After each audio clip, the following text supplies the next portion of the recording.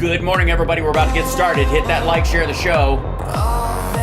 Be up in about a minute. No style. Promises made, they rot in the air. A handshake, a lie, a blank, cold stare. Bullshit! Bullshit! Puppets dance, the strings are tight. Shadows whisper in the dead of night. He's a genius, eh? This is some bullshit. We see through it. All right. This is Chat room, what's happening? Sound off. Let us know you're there. can't undo it.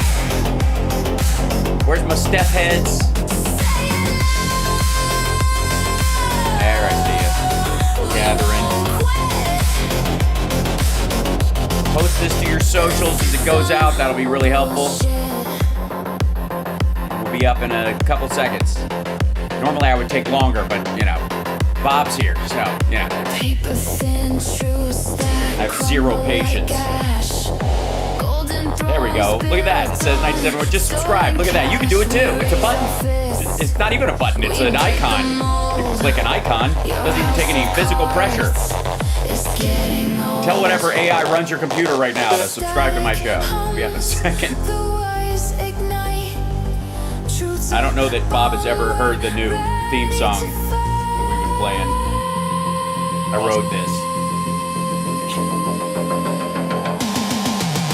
This is some bullshit. Yeah, Uh-huh. We see through it. I recognize that as a thing they say. Yeah. This is some bullshit. All right, let's see.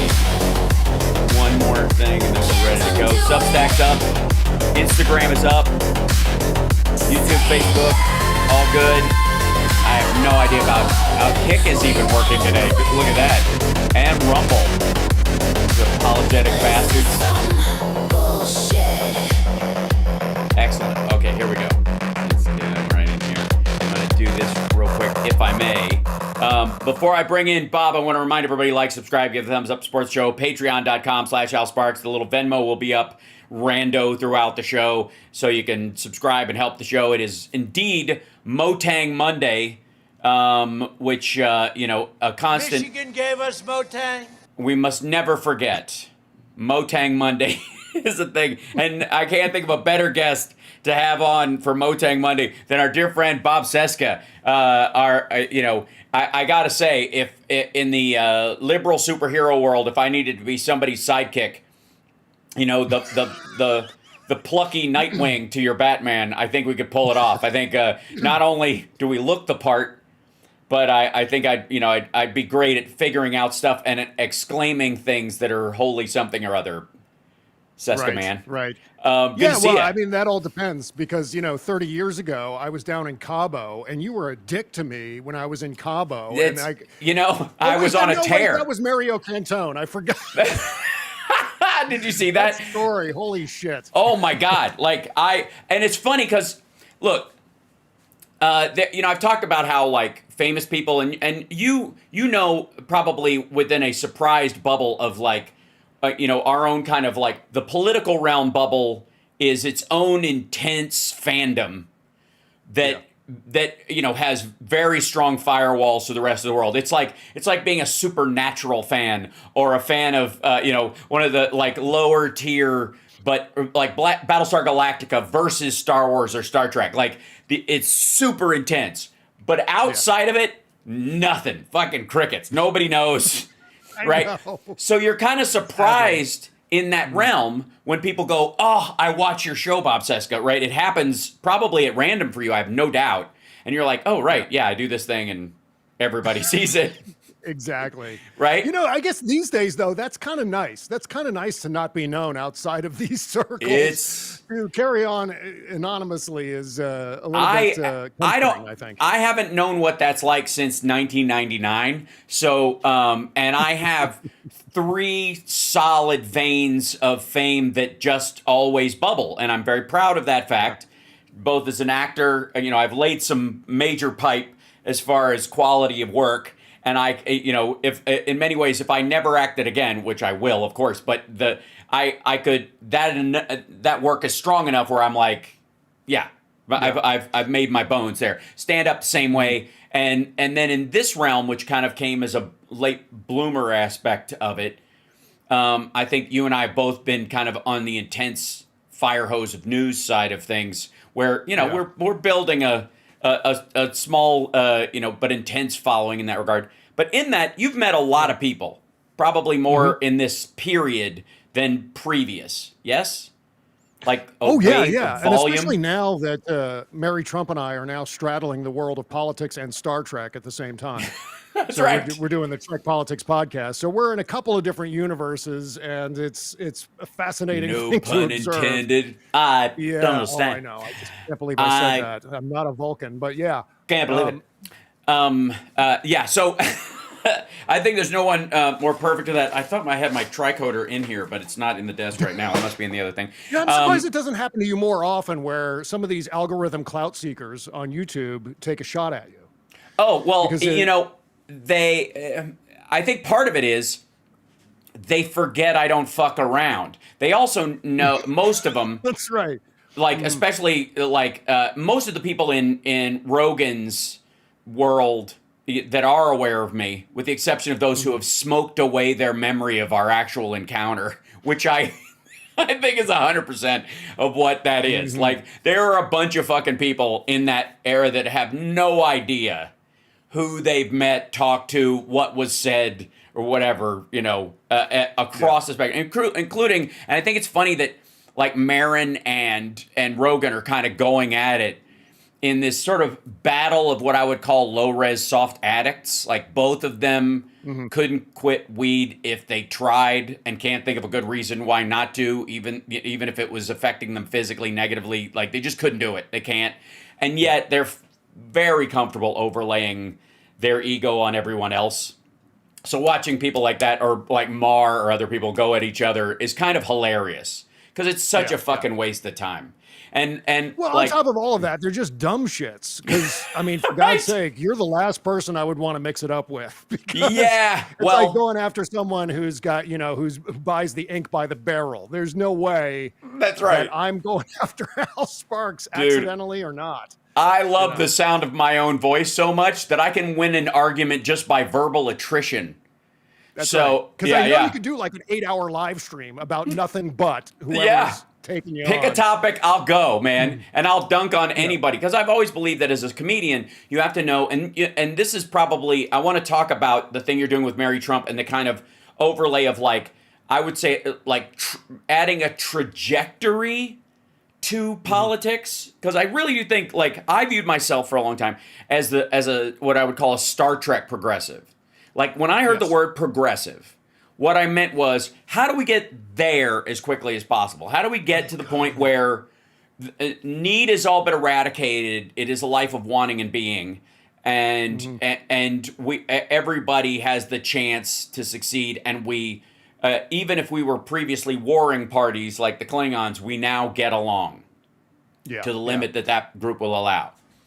I'm so glad you said that, because that's the driving force behind what Mary and I are doing. How do you get to the Star Trek future? Yeah. And at the time when we started the show, Joe Biden was president. It seemed like, if you were to graph it, it seemed like the trajectory of actual times were kind of parallel to the trajectory of the Star Trek universe, to the point where it feels like, and it was certainly this way prior to Donald Trump's first term, when Barack Obama was president as well, other times in our past, but it really felt like we were on the right track. And I remember saying at Star Trek Las Vegas 2 years ago that if we continue to do that, there's certainly a strong possibility we reach some form of the Star Trek universe.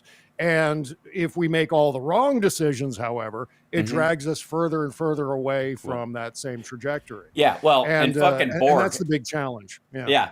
And I wouldn't call him the Borg, right? I'd more like call him the Spurg, the Trump's version of the Borg. And and I think there's always this kind of like, when you're moving in that direction, there is a point of like around, sort of to some degree, around like the civil rights era, for example, or suffrage, where as much as the villain in the story might want to put the toothpaste back in the tube, they just can't. They can, temporarily over the course of a few years limit women's right to choose. That will come back around again. I have no doubt women aren't going to take it laying down, and it is literally a shift that is going to be permanent. But they can set it back a little bit. But the overall movement itself, they cannot shut down no matter what they do. And that seems to be the point of their frustration these days, whether it's around immigration, whether it's around women's rights, whether it's around gay people and trans people, whether it's around Gaza or Ukraine. Like the Republican Spurg wants to go back, not to, I think we always pictured 1950s America. I think it's closer to the 30s. And maybe even the 1830s at this point. Yeah, Michael Knowles once said he was seeking to return us to the 1640s. So that's their goal. 1640s, ladies and gentlemen. Michael Knowles would die of syphilis and scurvy in the 1640s. Michael Knowles, if we were in the 1640s, I would make Michael Knowles carry my shit. So we could fertilize the next field. All of these motherfuckers who clamor for a time pre-Wild West, or even the time of the Wild West, seem to be laboring under this delusion that they would be the alphas. And I have never seen a more beta group of fucking people in my life make these kind of assertions. And maybe that's what, just being on the internet all the time and never having to do anything more masculine than walk on stage at Turning Points USA while fire pots go off and they play some generic, rights cleared faux metal, right? That these fuckers, like, that's the butchest fucking thing this featherweight could ever do in his goddamn life. Yeah. And even if they butched up for months and months, they'd still be like south of Zuckerberg. And maybe that's why they talk like this. Like, everybody, there's a reason why time moves forward, because the past sucked. It all sucked. Everything up till a half hour ago was complete shit. It's the why the clock goes, like, the clock as it ticks goes, fuck that, fuck that, fuck that, fuck that, fuck that. Like, that's the way it's supposed to be. Till we get to that, like, out of the human doing and into the human being, which is what I would say the Star Trek era is. It's like everybody doing their passion and contributing, which I think was one of the most inspiring things about Star Trek to me. It wasn't like Scotty had to have a fucking contract negotiation. He did it because it mattered, right? Everybody does what they do because it matters to them. Oh, yeah. And getting to that Star Trek future, the real challenge set forth by Gene Roddenberry and everyone subsequent to him who's carried on the legacy of Star Trek has been to, let's get to this Star Trek future, let's get to this utopia without utterly destroying ourselves in the meantime, without World War III, without the eugenics war, without now in Strange New Worlds they've introduced the second Civil War as part of that continuity. Right. But there's a double edge to that because in the Star Trek timeline, they make all the mistakes. Human beings make all the mistakes leading to near global annihilation, and yet they still get to the Star Trek future in the wake of that. So even if we fuck everything up, we can still kind of do it. But I prefer that we not. That's kind of... Well, I would argue I get how that works. And this is, me as Steph calls the happy clappy. But I would argue we already have, because there used to be a lot fewer fucking people on the earth because they died of simple infections, because people and like women and children died in childbirth more often than they were born, that human beings were consumed by wild animals, infections, and floods, fires, volcanic explosions, free flowing lava coming through your grass hut for millennia. And so we have now reached a point where, as I've said, even at our current population, life is kicking death's ass right now. And it has, even with the setbacks that we have. I think the issue we have is that there are a bunch of people who still pine for that resource-driven wealth system that existed before, the like resource capitalism, which is a lot. It's like capitalism for dummies. It's like, I have stuff under my feet. You need it. If you have to buy it from me, and if I don't sell it to you, you die. Like, that's almost over. It's why they fight renewables. It's why the invention and the expression of renewables is one of the things that triggers that Star Trek future, because nobody has to rely on a relationship with anyone else just to power their lives. Yeah. Right. And this is one of the reasons I'm so obsessed with fusion energy and the promise of that. I feel as though what's going to rescue humanity is not necessarily all of us working in conjunction to bring our own bags to the grocery store or what have you. Right. It's going to be technology, and science is Innovation. ultimately going to save us from ourselves. Yep. And fusion technology is one of those ways. And in the context of a Star Trek continuity, it's fusion energy that eventually allows us to be able to power a warp drive, which then creates, I'm getting really deep into the nerd weeds here. Please but that's feel what free, creates my first friend. First contact with the Vulcans and so on. And that inaugurates the Federation eventually, and peaceful coexistence, this utopic future. So these are things that I think will not only save us in a contemporaneous sense, but also bring us to that future. And I love how you put it, combining current politics with Star Trek politics. I love how you framed it as being a study of how we get from here into the future, not just what's happening now. How do we wiggle out of a crisis now? Because that can really generate a lot of despair and hopelessness. But if we have an end goal, if we set for ourselves something that we can aspire to, and that's the great gift of the Star Trek universe, is aspiration. And if we can keep a hold of that, if we can keep that in mind, I think we can achieve great things. Right. I how's agree. that for happy clapping? I think it's great. And I also think, there was one point where, when I moved out to LA, when I graduated high school, packed all my shit in my car and drove to LA to be an actor, and entered what I would call the Sisyphus years. That was the 90s, where I would just roll that rock up and watch it roll back down. I ran into a guy who was in the theater department at my high school, who had come out. His parents had set him up at UCLA. I was sharing an apartment in Burbank with a buddy of mine and paying the bills, doing production work and other shit. And he was going full, like, his parents got him an apartment off campus, a car, like one of these rich North Shore kids in Chicago. And I remember seeing him at an audition, and he was fucking brutalized. He was sitting there and he was exhausted. And I walked in there, I was genuinely happy to be at an audition. It was a callback for something. I was like, oh shit. And I saw this guy, and I will not name him because I don't know what he's doing now, and it's not relevant to whatever. We all pass through periods of time. And I was like, oh, hey, how's it going? This was, by the way, the only person in my high school that ever gave me a true John Hughes moment where I went, hey, what's up, in the hallway, and he went, pfft. Like that. I laughed out loud when it happened. I literally laughed out loud because I was like, who the fuck does that? What kind of bullshit Mean Girls thing? How do you think this runs? Like, it doesn't work. Anyways, so suddenly the Simple Minds song starts playing. So exactly right, yeah. And then there's a montage of me studying and working really hard while the rest of them, are at a party, and and then I finally asked the girl that is way out of my league to the dance, and she says yes because I don't know, I can either knock somebody out or some shit. Anyway, so the point is, I see him, and he was like, fuck, it's like so hard out here, and maybe it never occurred to me that it wouldn't be hard, so it never bothered me. I was like, dude, they spend millions of dollars on these movies. There's hundreds, if not thousands, of people that want these roles.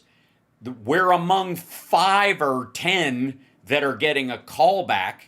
which means we're on the trajectory in theory that we will begin working fairly regularly if the casting people trust us to audition well, which means eventually the people we're competing against will have another role and won't be available for the next thing. So maybe I'll end up being the only fucking guy left in the room to take the job. But I was never under the illusion that it would be easy.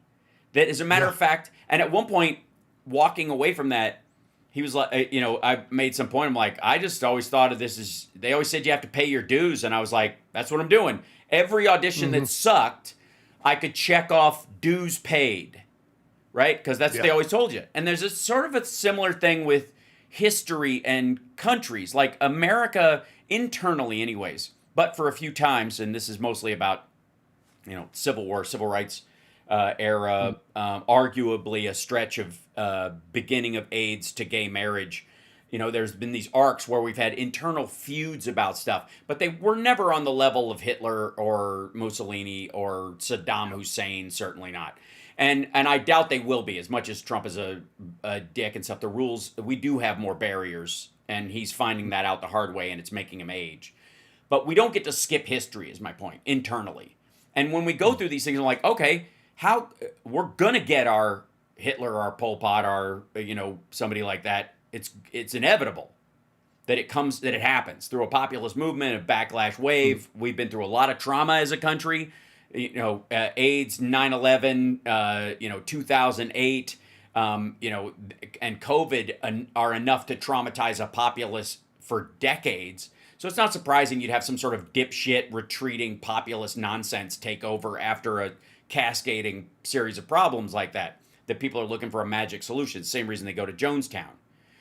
So I feel like, this is our okay, we can't avoid this happening. It's going to happen. You're going to meet the Klingons or the Romulans at one point, and it's going to be ugly, and you're going to war with them for a time, and then you're either going to surpass them and they won't be a problem anymore, or you will they'll join with you, and the superior system will come out on top, and they'll acquiesce to oh, okay, this is actually a better way to live. We can live safely and peacefully amongst each other, and they've shown us that way, not because they were magically that way, but because they've already gone through it. Mm-hmm. That's part of the value, right? Yeah. Oh, yeah. And in fact, if there is any teeny tiny silver lining to all this, is a very thin sliver of it, wafer thin sliver. It's the fact that oftentimes when tyrants rise up, and usually tyranny is short-lived. I mean, that history has shown us that that's the way it tends to work out. But what it can do is kick us out of our complacency, where I think here in the United States, especially, in a large sense, we've taken democracy for granted. We've just assumed that it's always going to be there. We're always going to have a constitutional republic, and we're going to continue on pretty much on the same trajectory deep into the future. And well, that doesn't often happen. On a long enough timeline, the rise of tyrants will occur, and it's just a matter of how we deal with it, how we put down that tyranny and use that to remotivate ourselves to shore up the things that we value, especially, using the word value, our values, Yes. in the context of this conversation, Star Trek values that have shown us a pathway to ultimate prosperity. Right. And so these are all things that I try to bear in mind as we work through these dark times. You know what I mean? Yeah. Well, I mean, I keep thinking, as rough as this stuff is, and as genuinely damaging as the Trump administration is, I don't take any of that for granted.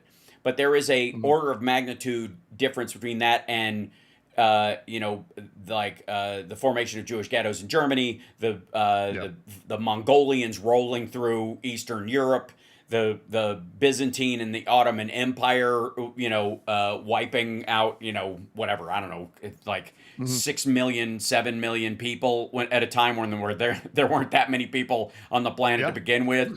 And the cascading crusades, which were an answer to that as well. I know everybody likes to think everything in history happened in a vacuum, when a lot of it's just dominoes, or a stupid game of Rock'em Sock'em Robot. So I think, and this brings us to sort of the issues of the day, because I do want to talk to you about kind of the current unpleasantness, around any given thing. And there are a couple of things I just want to hear your take on them right away. One is, and I don't know if you heard this, but there was Scott Bessent is getting, I guess, a rep for being the butchest fucker in the White House because he threatened to beat up Pulte, the housing and urban development guy, the Federal Housing Finance Agency director, at that stupid pedophile patio gathering that they had. Just like after he had also sort of picked a physical fight with Elon or vice versa, where let's see, Bessent came up to him and said, "Why the fuck are you talking to the president about me? Fuck you. I'm going to punch you in your fucking face." Which I got to say, sounds like a well-oiled machine to me. Really? Yeah. Well, this is going back to the topic of tyranny. One of the things that we've learned through the, I believe it was the first season of Andor, that speech about how tyranny is fragile, it requires work to maintain it, and we're seeing that play out when it comes to people like Elon Musk bailing out of the administration or the friction arising there. I'm sure it's not smooth sailing behind the scenes as the Scott Bessent incident on that horrendous patio, which used to be a beautiful rose garden, took place. So these are all things that I think we can expect to see more and more often as time goes on. Just all of the rats beating each other up as the ship goes down. And that's really what's keeping me from waking up in a cold sweat at 3 Exactly. It's like January 6th. January 6th, like, that could have been way worse if any of these people had any fucking brains.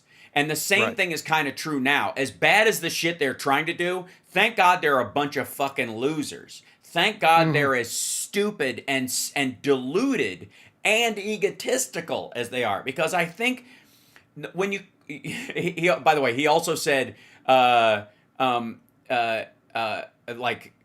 he said, it's either me or him. When somebody tried to break him up, he said, it's either me or him. He challenged Pulte to go outside. And then he said, Pulte said... asked if they could talk. Bessent said he intended to beat your ass. See, now that, you know what? Screw the UFC thing. I want to see that on the White House lawn. Right? Bring in the octagon. Scott Bessent versus the housing guy. No holds barred. And considering, Bessent, out, gay, used to work for Soros, I believe. Like the stack on top of that, where he's having the shit part of the economy laid at his feet because everybody knows Navarro is a fucking moron. They know, Lutke, Nutlick is like, he's feathering his own nest. Like, everybody knows that Nutlick is enjoying all this. He's laughing at when Trump fucks with the market. He's laughing at everything because his buddies are playing the dip. He'll make a phone call. He's heard Trump say that. And so when Trump says it on camera, he knows he's going to say it on camera. And he's already tell his boys, at 12:05, start selling. That's what he's fucking doing. That's all Nutlick is doing. And after this is all over, he's going to be one of the dudes that has what I would say is an Enron moment more than almost anyone. Bessent's going to come out of this looking like a toady or a fuckhead. But Nutlick is going to very possibly go to jail. And he right now he thinks he's, Trump will hand him a pardon if his brain doesn't flop out, and that's the other thing. Okay. So, Captain Tapioca Brain, like Trump, who's literally just gelatinizing right before our very eyes. I'm like, it's fucked up. Like, and every time he has a lucid moment, you're like, all you can think of is like, yeah, my grandfather had those. He seemed completely fine. And then, or you know what I go back to is Criminal Minds, when I forget who, Jane, what's her name, played the mother of the Brainiac on that show. So I can't help you with that. It's a good show, but it's Matthew Gruber's character. His mother he's super smart, but his mom's insane. They do that all the time. Like, I don't know why that is. Like, it's such a hackneyed device. It was the same thing for Criminal Intent on Law and Order with Vincent D'Onofrio. His mother was schizophrenic and his brother was a drug addict, but he was a genius. Like it's just, I don't know, genetic coin flip.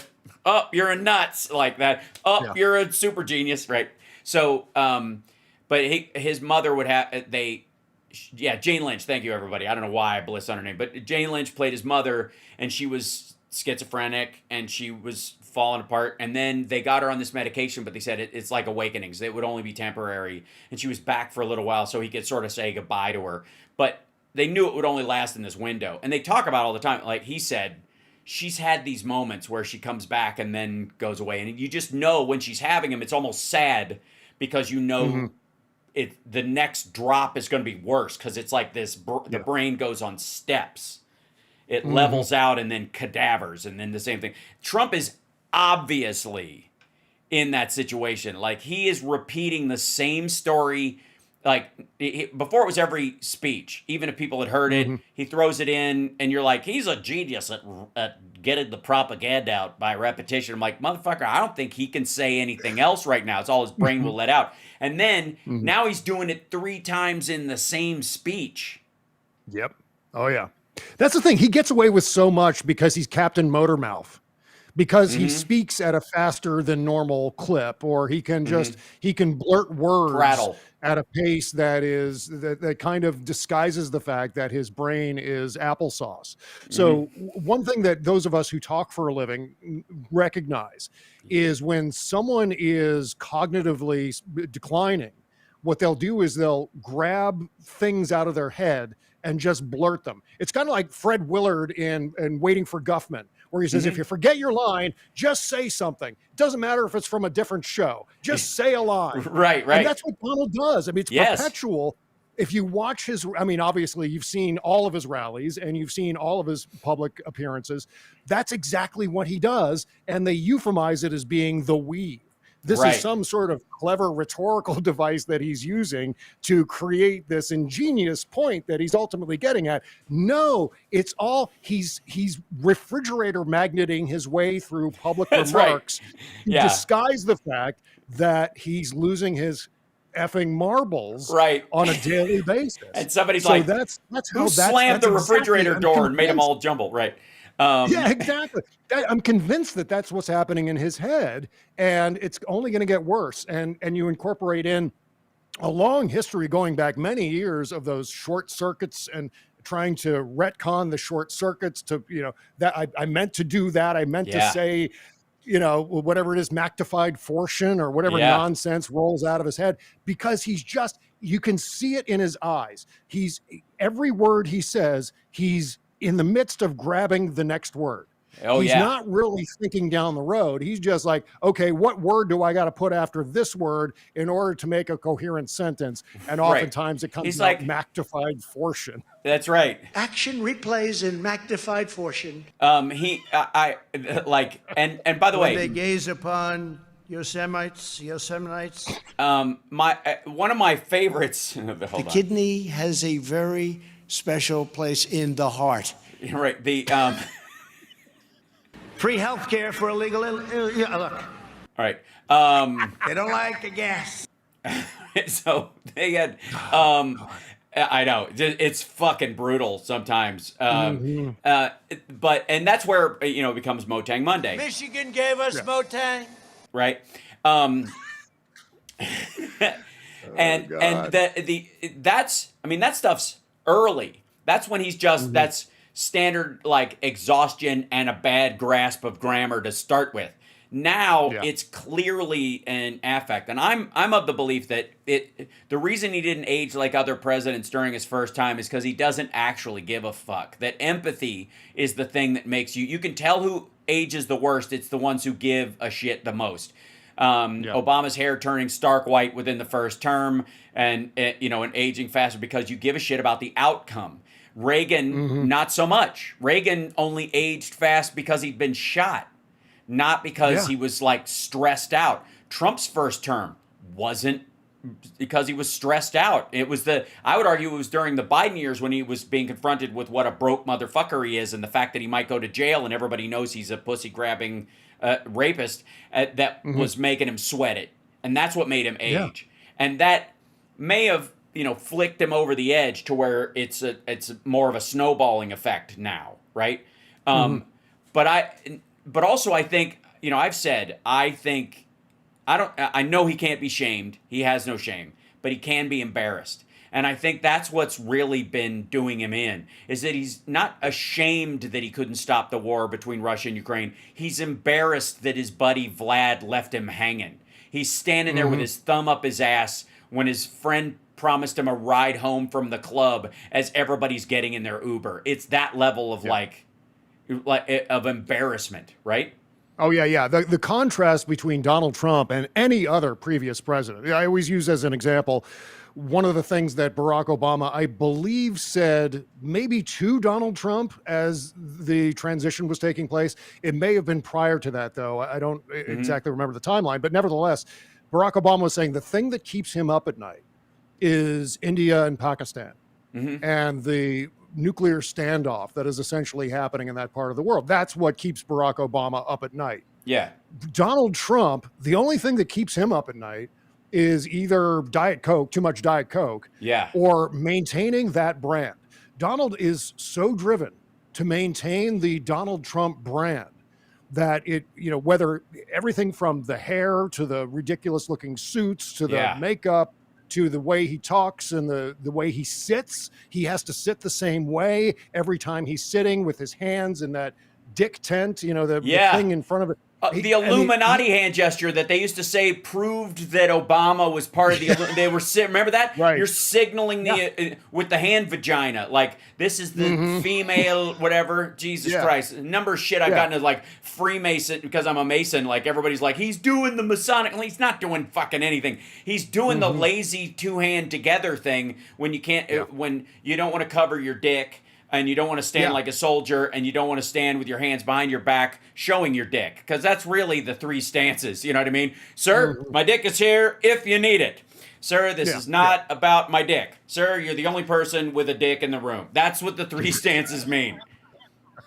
Yeah, I mean, it's so he's constantly thinking about, okay, I'm posing for a photo now with someone who I don't know. Yes. So I immediately have to go like this. Yeah. I mean, look at all the pictures of Donald Trump with someone else, and it looks like his veins are popping. His head and neck looks like a skin tag that you're trying to pull off. It just looks so gross. Yeah. But this is all to say that he's entirely driven by maintaining those aspects of the brand, the bullet points that form the Trump brand, because that's the only thing. That's what he banks on. The Trump organization's entire revenue stream is based on the Trump brand. Yeah. If I'm Donald Trump with all of the encompassing ridiculousness, then these people are going to want to put my stupid name on a building that I had nothing to do with constructing, and then I can say that I helped to build it. I'm a builder. And when in fact all he's done is he's co-opted someone else's work. Right. But I mean, it's all driven by the Trump brand, and that's the thing that concerns him most. On one hand, you have a president, I'm worried about nuclear Armageddon between Pakistan and India. On the other hand, a president, I'm worried about making sure I look and act like Donald Trump all the time. Yeah. That's the even that's if the I don't difference. know, I no longer know what the fuck that is. Okay, so again, I'm sure you've seen the Nick Fuentes flip that was a switch that was flipped in the right-wing media sphere, where Tucker Carlson stepped one lane too far in, I don't quite know what, but maybe it was the Osama bin Laden thing, like he would have been sympathetic to Osama bin Laden's family or something like that, which is, whatever he said, he's like, of course, it's just this weird dismissive thing about where he's like, you know how much money there is in America sucks? I'm going to milk the shit out of that cow, which is what, he's looking at Alex Jones, he's looking at Jimmy Dore, and he's looking at the tenant media folks, and there's just money from the outside, not inside the U.S., outside money, Russian, Chinese, Saudi money that will pour right into your coffers if you start shitting on America from the inside, right? That's the, and you previously, especially if you were previously a jingoistic dickhead like Tucker Carlson, pro-Iraq war and all that kind of stuff. If you do some sort of major flip. Well, there was this big thing where during the Putin interview, Tucker Carlson, for those that didn't see it, Tucker Carlson, Putin brings up that Tucker Carlson's father was in the CIA, and Tucker tells this story on his podcast like, I had no idea. Like, this was, like, he's surprising me, with this detail. Vladimir Putin is telling me this for the first time, that my father was in the CIA. And then immediately tape comes out of like a year before Tucker talking about the fact that his father was in the CIA. And like, and like, that starts that all you have to do is say that. And it starts this fucking spiral in the right of, he's a fucking Fed and it's a setup. So everything becomes suspect, right? Deep state. He's instantly deep state. So anybody attacking him automatically gets a leg up, automatically gets a lift, right? And that was Nick Fuentes in this particular case. Now the big Mike Johnson thing is Trump was an FBI informant, for against Epstein, which is just like, fucking please, right? Yeah, it's so tiring. But he walked that back, by the way, over the weekend, because like that he doesn't understand in Magat world. Because Stephen Miller got on the phone with him, I'm sure. I don't know I'm not positive, but that may have been what happened. What are you saying? What are you doing? If not Trump himself. Sorry to interrupt, but I mean, if someone is an informant, chances are they were picked up for doing something wrong. Yes, and they were rolled. Coerced into becoming an informant. You're the low-hanging fruit on the pedo tree if you're informing on Epstein. If Epstein is the peak dude you're going after, and Trump is the guy that you're like, look, you got a choice. Jail or roll on this fucker. First of all, it's nonsense too. It's over a real estate deal. I've been talking about this for fucking years. This is about that piece of property he sold to that Russian oligarch for $90 million, and the dude bulldozed the fucking place because it's a money laundering thing. Epstein got mad at Trump and they fought about this thing. And apparently the new information out is that Epstein started legal proceedings against Trump for fraud in this because he didn't have the money to buy it for $41 million. So where the fuck did he get this loan?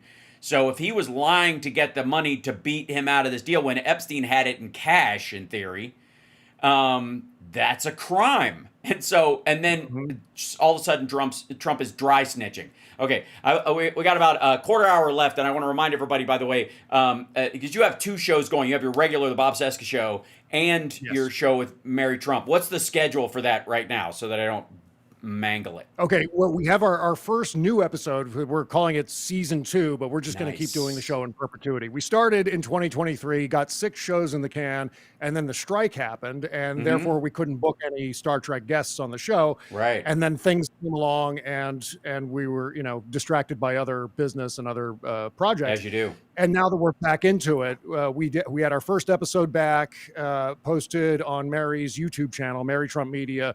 That went up on Saturday, and it was Mary and I talking about what is Starfleet based on the recent episode of Strange New Worlds, where there's a an in-universe documentary about the role of Starfleet and the United Federation of Planets, whether they're colonizers or whether they're explorers, or that ridiculous question. We kind of debunked this idea that they're colonizers. Right. And then we talked about the future of Star Trek in the Skydance era and what that was going to mean for Star Trek's values, its woke politics, and so forth. And so that episode is up, and we're today, shortly after we're done here talking, Mary and I are going to talk to Tim Russ, who played Tuvok on Star Trek Voyager. Tim has played. Tim has played with us at the Ultimate Jam Night. Oh yeah, he's amazing. He's so Great smart. dude. And we're gonna talk to him about an episode he directed of Voyager called Living Witness, which is all about revisionist history. And we're gonna dovetail that with Donald attacking the museums and trying to rewrite history, whitewash history, a little bit of lost cause mythology in there too. Right. So that'll be the next thing. That'll probably go up this coming up weekend. I have to say, one of my one of the things I hate most about Trump's revisionist history is him saying "we" when he dodged the draft fucking 5 times, as you aptly pointed out on your Blue Sky, and when he put out that fucking ridiculous Chipocalypse Now video where he's like, declaring war on an American city. And this, by the way, when your financial interests are so foreign, when your money is all tied up in authoritarian governments building you buildings after your presidency and buying your crypto and shit, you can't wag the dog in their country. You can only do it at home. This is, I think, the first real example of a U.S.-centered wagging the dog, where he's starting all this shit on American streets and acting like there's an invasion and it's a war on the streets of America, right? To push that. So Paul Young says, foolish optimism. It's about the soccer moms. It's about the security moms. It's about making people in the suburbs, white people in the suburbs, feel safer. Right. And that's what that is. It's just pandering and exploitation is what it is. Right. And it without, by the way, it seems to be pointed at people who spend way too much fucking time, like Jim Brewer, on their phones, where they think Twitter is a window in their house. And that, like, I looked out the window yesterday and there was a fucking car on fire and a guy getting stabbed, and there was like this black lady throwing food at a restaurant I never go to, and and this guy had his, there was like an electric car burning in some country somewhere, and there was a flood, like right out my fucking window, like the world is falling apart. And you're like, asshole. But it is like all the worst aspects of 24-hour news cycle, CNN style stuff, but delivered like intravenously. So I have to ask you this question, and I don't want to put anybody on the spot, but what the fuck is that? That, you know what? It's possible. I saw this on the Drudge Report earlier, and I can't believe I'm quoting the Drudge Report these days, but that might actually be a Valium, because shortly after he fell asleep. So if you look at, I think Valium are blue tablets like that. There's a lot of blue tablets out there. That's the thing, right?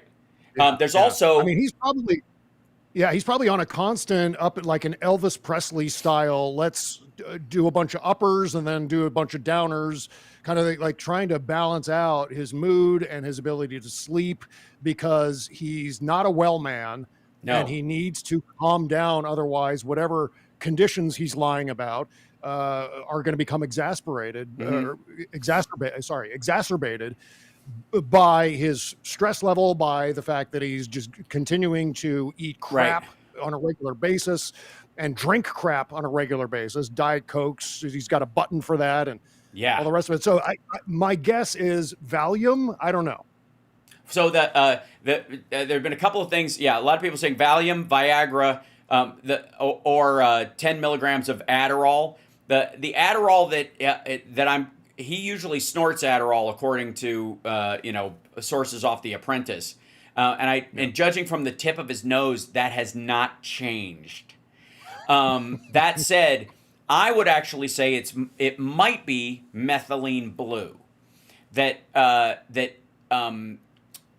RFK Jr. more than likely has suggested or put him on a regimen of like methylene blue tablets or lozenges. A lot of people do that because it's like for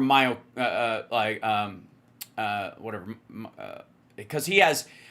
I wouldn't say he'd take Viagra because you can have a heart attack. And I don't think he would take Viagra Valium while he was at an event.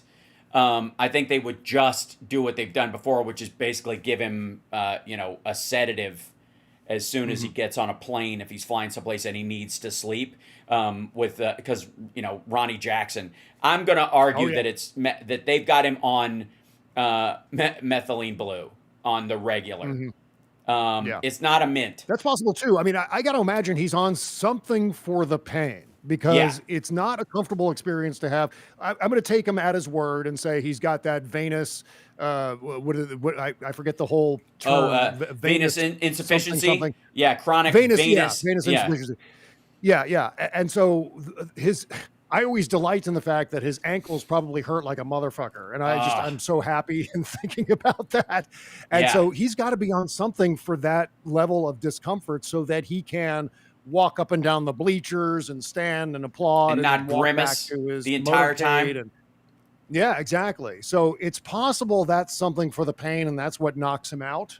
I still think that he's suffering on some level, and I always again delight in the fact that he's suffering from anything. But Right. I bet there's still a degree on top of everything else of post-traumatic stress disorder from Butler, Pennsylvania, if we accept the fact that that was a real injury and a real I incident think he's that got he was unaware of post-traumatic. beforehand. I think he's got post-traumatic stress from that stupid like fake wrestling thing he did years ago, where he hit somebody with a chair, and there was something like because he can't separate his own ego from a circumstance anyway. So the idea that he had to have somebody take a shot at him to win might even haunt him worse than actually getting shot at, because it's an indicator that you have to manipulate the electorate or they won't like you. You have to play to their sympathies. You have to almost die, which goes against his the sort of root of his ego, right? Is that they like me just because they like me because I'm fucking magic, right? That goes back to the brand, the whole Trump brand. He's got to be this 9 foot tall, alpha, masculine, manly man who is indestructible. And as we've seen, he's not indestructible, gratefully so. And so I think that is kind of eating at him too. I've got all this. That's why he's painting the back of his hand, because there's that awful necrotic skin on the back of his right hand. And now it's emerging on the back of his left hand too. So that's probably weighing on him as well, freaking him the fuck out. And so these are all things that he's trying to control, that he's trying to cope with. And I'm sure it leads to, and we saw a lot of this in the first term, where he was lashing out at people and indiscriminately firing people all the time. But I'm sure there's that level of behind the scenes acting out because he can't control. He doesn't know quite how to register this sudden vulnerability of age, infirmity, illness, disease, obviously an assassination attempt of some sort. You combine all those things with the stress of being president and maintaining that brand, and he's more fucked up than he's ever been. And so that makes me so happy. Anything that's bad for Donald Trump makes me absolutely thrilled. Yeah. Well, okay. So, watching him kind of like, cause you now kind of like catalog what his life used to be like, which was these like beautiful women would sleep with him, even if it was noxious to them because of fame or proximity to fame or money or whatever he was paying them. Either they were paid to have sex with him, or they knew he would pay them to keep quiet about it. So they suffered, 3 minutes of ignominy for, $250,000 to shut the hell up or whatever. It was worth it for what else, you could get rid of that memory, right? It's like that old guy who comes into the bar and orders 9 shots, and he goes, and he's like, "What are you doing?" He's, "I'm celebrating." He's like, "What are you celebrating?" "My first blowjob." And he goes, "Well, let me buy you one." And he goes, "Look, if the first 9 don't wash the taste out of my mouth, the next one's not going to help." That was, and so in the case of Trump, there's this element of like, you can't outrun your own experience anymore. That's Tara Dublin in the background, being fidgety. Hey, Tara. Yeah. So, hi, handsome Bob. Easy. Now I'll have no BTS fondling on my watch. So green room fondling. That's okay. That's I'll do it when we get Bob on our show, or I get back on Bob's show. It'll happen. Yeah. So I want to I want to kind of get your thoughts on this and remind everybody to check out. So is it a new show every Saturday then? Is that what you guys are shooting for? I think that's the way it's going to roll out. We're going to do as best we can to do it on a weekly basis and move on that way. And of course, my own show is Tuesday, Wednesday, Thursday with the after party on the Patreon page on Fridays. So it's almost a daily show, but not quite. But now with Trek Politics, there's something. Your workload's getting pretty heavy. 5 days a week, which I begin to bite my nails. Like, too much Bob? I don't know. Maybe nope. So. It doesn't work that way, man. Look. I will tell you what got me through and ended up with me beating out 5,000 people for Talk Soup. If you don't have family in the business or some automatic thing that pushes you to the front of the line, like being born RFK Jr., your only answer is ubiquity. You have to bulldoze until such time as the outer world becomes annoyed at you, and then you pull back. Until then. If everybody's like, it's a little much, you have to be a little much for like 5 years. Right. For it to I kick call it in. attention by attrition. You Yes. just keep plowing forward like That's Ulysses right. Grant in Virginia in 1864. Just, right. I don't care how many losses we have. I'm going to keep moving forward toward Yes. Richmond. That's That's right. kind of how I proceed. Consistency and attrition. That's right. how I build an audience. It's the only way you can, especially in these days. Well, unless you're getting money from Chorus or Tenet, I guess, which none of us are. Right. No. So I'd like to say that. Not. I was not on that call list. Yeah. Somehow. I feel like I'm both glad and disappointed. Yeah. I'm like, why the fuck didn't I? Yeah. Right. And going back to what you're saying about Brewer and some of these guys who are going after you on that other show, they're all chasing the algorithm and they're saying whatever they need to say in order to suit the algorithm. I think those of us in this extended universe of people, yourself, certainly Tara, so many others, we're doing this because we love doing it and because it's genuine to who we are and what our values are.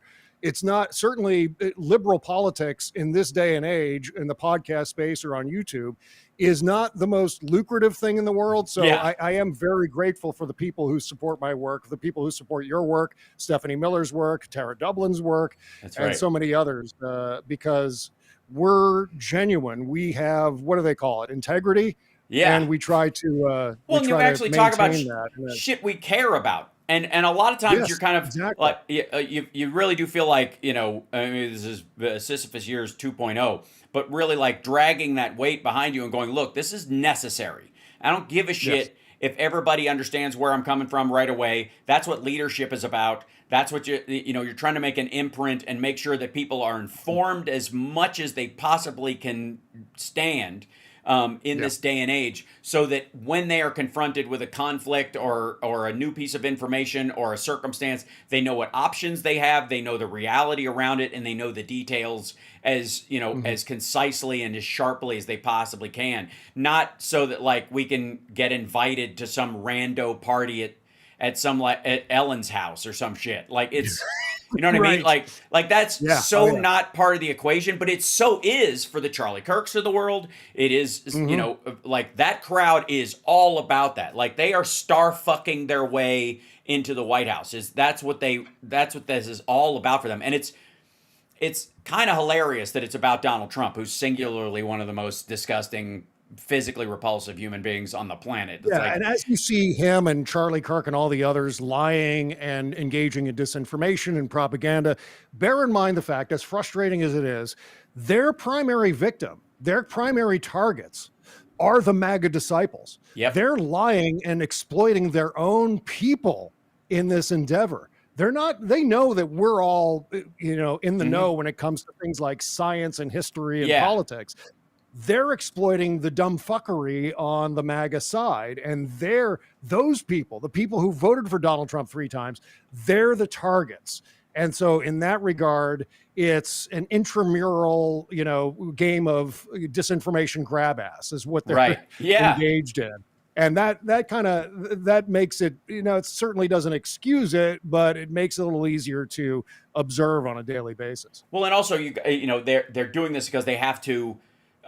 That's what's required if you want to give any kind of weight to somebody like Donald Trump. You have to dilute your audience into near insanity. I've always said that, but Trump derangement syndrome is what you would have to vote for that fucker. Like you have to be out of your mind in that cult to think like, oh yeah, he's the most sensible choice. Oh yeah, he's a man of God and he will fight for women, minorities, Palestinians, and peace. Like, and now I gotta say, like, I'm enjoying the Department of War meltdown. The fact that he's putting ships off the coast of fucking Venezuela, and they're like, but I thought, I'm like, yeah, that's not him. You do realize it's because you're fucking stupid. You fell for this. We all knew it. We were all going, like, if somebody said next year, I bet he names it the Department of War, none of us would go, nah, he'd never go that far. Like, we go, I wouldn't doubt it for a fucking second. Like, that would have been our response. Absolutely. Yep. And these guys are like, but he's still the peace president. Shit. Yeah, Donald the Dove. Isn't that what Maureen Dowd said? Yeah. Yeah. So Smart fucking move. embarrassing. Like, and they should be brought on and play that in the in the background. They should they should go. Thanks for being on the show. I want to play something for you. You saying Donald the Dove every time you talk about him and foreign policy. Period. You know. So I appreciate you being on. I got Tara waiting in the wings, and I'd love to have you on again as always. I know Tara wants to have you on. Everybody wants a little slice of Bob. Luckily, you're gigantic, so there's plenty to go around. Also, you're going to be on my show. Yes. Yeah, you're on my show on the 17th. 17th, yes. So, yeah. And I look forward to it. At some point, if you're really hung up and somebody bails on you in the Star Trek show, I'll come in and pitch hit anytime you want. On the logistical aspects of transparent aluminum and innovation being the key to climate science. I'm your man, and great idea. I'll create an AI that's programmed on everything Data has ever said on the show for you in his voice for you to talk to if you want whatever you need. So that'd be perfect. Yes. Appreciate you. The Bob Cesca Show, of course, bobcescashow.com. And then you've got the Patreon, which is /Bob Cesca Show, I believe, right? That's it. Yep. That's and it. then hopefully a new episode every Saturday with you and Mary Trump. TrekPolitics.com. TrekPolitics.com. Awesome. Thank you so much, brother, for coming on. Thanks, my friend. Yeah. Talk to you next time. Yeah, we'll never get to all this. So yeah, we're gonna chip away. All right, there he goes. All right, let me bring in Tara. Hold on, let's do this. One little whoops. Why did that shrink down? I didn't want to do that. And by the way, hit the like, share the show. It's Hal Sparks Mornings, Megaworldwide, Chapter 2 with our dearly beloved. Our dearly beloved Tara Dublin, who will be up in just 1 second. There she is. Now I got the thing. Okay, I'll bring her in right there. Ladies and gentlemen, Tara Dublin, who does indeed rock. Tara Dublin rocks on your favorite socials and some of the ones you hate. And then, of course, if you want, you can get her book, The Sound of Settling. A rock and roll love story on Amazon and at TaraDublinRocks.com. Hi. Which just takes you to Amazon. Hi, everybody. Hello. Hi. Before we dive in to the news of the day, the reason I'm wearing my Sound of Settling shirt is today is the 2-year anniversary, of when I self-published The Sound of Settling. Aw. Which Facebook memories reminded me of that. It's not like I carried the date in my mind, like, oh, I can't wait for that. It just is. And it's, it's a harsh realm, not just to, like Bob was saying, like being an independent media person isn't exactly the most lucrative gig. And then neither is being a self-published author. It's a struggle. It's a harsh realm. And I will never give up on my book because you know how much I love it. And there are about 1,900, almost 1,900 people are watching this right now. And if just like a fraction of them bought my book, I'd be so happy. But if all of them bought my book, I would be even happier. TaraDublinRocks.com just takes you to Amazon. So do that. And then you can buy our friend John Fugelsang's book, Separation of Church and Hate, while you're also at Amazon. If you choose not to give your money to Amazon, you can get it at powells.com. You can also request it at your local indie bookstore. But the point being, supporting me as a writer would make me very happy. But in particular, selling books today would make me extra happy. That's all. It's the 2-year anniversary. I'd like to celebrate it. I know that the sparklers are the best of all the people who watch podcasts. It's true. And our support. No, I'm not even sucking up. I know. Because in all the time that I have been talking with you and your wonderful audience that occasionally brings MAGA. Hi, MAGA. You're so welcoming and so supportive and so lovely. And you have fed my cats. You have fed me. You have fed my soul. You have made me, kept me sane. And right now, what I want is for everybody to buy my book because my book will make people happy. It makes people happy. People love it. The couple of readers that have read the sequel say it's better than The Sound of Settling. And Ellen Barkin wants to be in the streaming series and play the rock star's mom. Awesome. And Hal wants to be in it. And so here's what I'm going to tell you, because I had a little mishap with myself with the self-publishing house Ingram Spark, where they lost an order of my books. And so basically I have a whole, and then they found them and now they're here, but they also sent me a free order of books. So I have a lot of books here right now. So, I mean, I paid for them, but you know, whatever. If people Venmo me $25, I will send them an autographed copy of The Sound of Settling. Awesome. You know, Venmo me with your address with the $25 because it costs money to print the book and it costs money to ship it to you. And I'd like to make a book or two. That'd be nice. So if you would do that, that's awesome. If you already have the book, let me know and I'll send you an autographed book plate. But I'm asking like 1,800 people in this chat. You can support us in so many different ways. And we appreciate every bit. Like, I understand the financial struggle, especially thanks to the Trump tariffs. Coffee is up 14.5%. So I get what you can and cannot afford, right? And Portland. And so, but Hawaii did just join the West Coast Health Alliance along with the entire West Coast Blue Wall. So I'm hoping maybe we'll get a break on coffee. Yep. But anyway, as I wrap up the sales pitch part of my segment, supporting your independent media matters more than ever. You can also get a paid subscription to my Substack. I'd appreciate that too. So if you can support this writing gold mine in any way, including sharing the link to my book on your socials to say, this is the next thing on my reading list, or buy my book and give it to someone you know who loves to read and loves music, or perhaps is a fan of Foo Fighters. I don't know. Or is a fan of Hal. Or is a fan, you know, just a fan. There's a lot of those. So I gotta say, there's a lot of those, and maybe somebody just wants to escape the current garbage fire for a little bit, and that's what this is too. So that's my pitch, and then and you can also know that this last week has been specifically hellacious for anybody who likes the truth, which we do. We love the truth, and it's been really, really disheartening to watch the descent into further madness and the disrespect for the truth and the disrespect for the press from the Trump administration, and the more bending of knees that I have seen over the last week.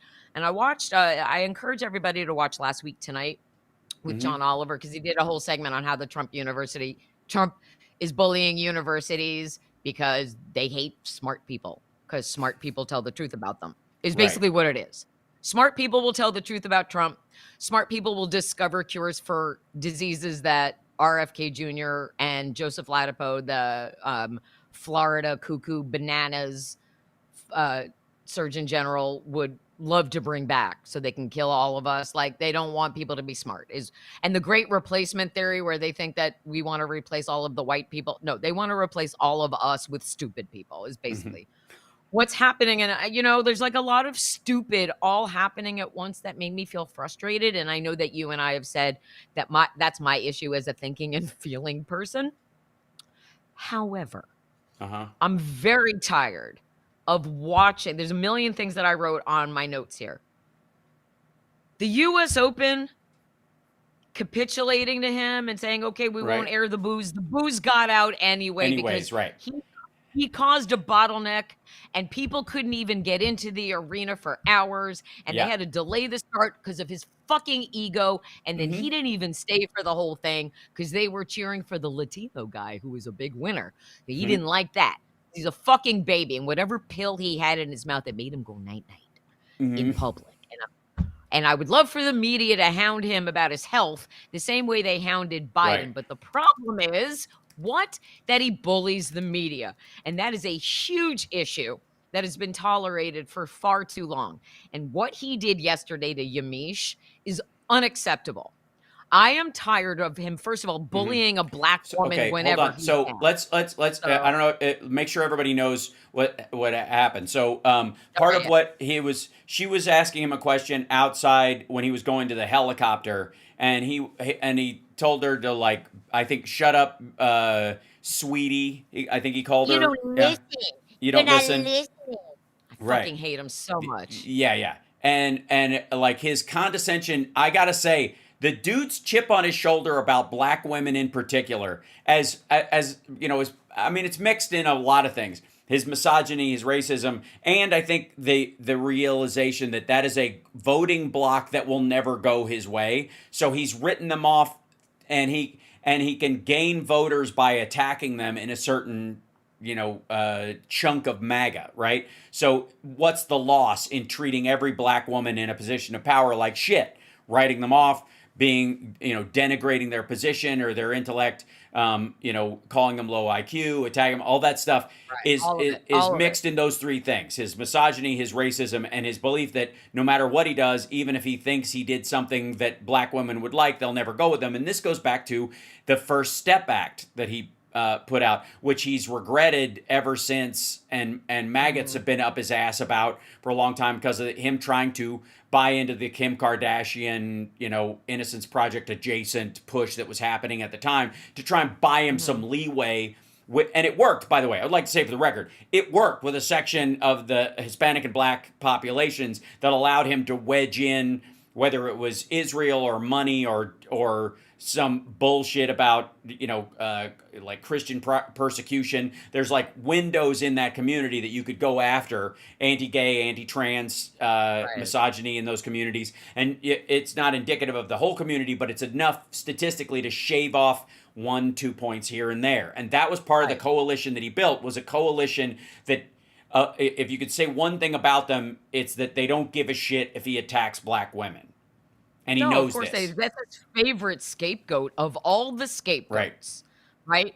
So if he can't scapegoat one of his kids, particularly his two dumbass large adult sons, can't scapegoat them, can't scapegoat his staff, he will find a woman. If he can't find a black woman, just any woman, but he prefers to scapegoat black women, which is so vile and so disgusting, and he has a history of doing this, and you can see it for yourself. You can ask Letitia James, you can ask Fonnie Willis, but then at the same time, you have women like Winsome Sears, who's running for office and has his endorsement, and I don't understand.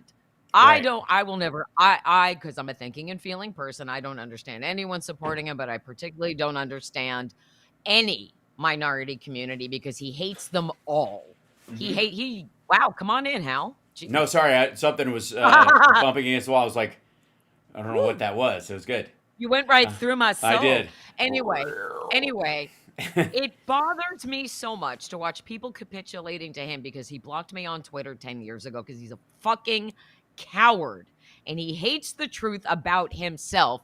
He cannot tolerate hearing anyone saying it back to him, showing it to him, writing about him, making fun of him. If Joe Biden fell asleep at the US Open, this would be the top story across every media outlet, and it's disgusting that they don't report on him the way they reported on Joe Biden, and it's equally disgusting that they let Yamiche stand there and be verbally abused by him and say nothing.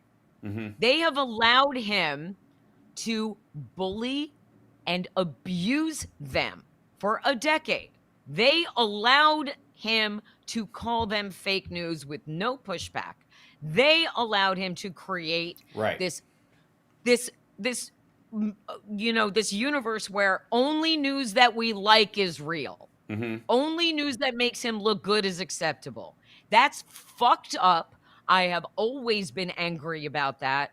The truth has always mattered to me, even before I did podcasts, even before I had any job doing anything remotely like this, before I decided to jump in and sacrifice my anonymity and my whatever. I was doxxed. I have been harassed. I have been singled out by members of Congress, and I will not shut up because these people are fucking cowards, lying to the American people and choosing to protect a pedophile rapist over our Constitution. They are silent while he invades American cities. He is creating wars, individual wars with individual states because he doesn't want us talking about the Epstein files. He gets Tom Hanks was supposed to be honored by West Point. He bullies West Point into not doing that now. That's fucked up. Cadet Bone Spurs, who's doing everything he can to foment distrust in our military and weaken our military. Why would he want to do that? I don't know, Vladimir Putin. We don't need the National Guard armed on our street picking up trash. That's not what our tax dollars are for, just like our tax dollars are not meant to pave over Jackie Kennedy's rose garden to turn it into the pedo patio. The White House is the people's house, not a private club for your oligarch buddies to get on their knees and suck your mushroom. I'm tired of it. I'm tired of the delicacy around him.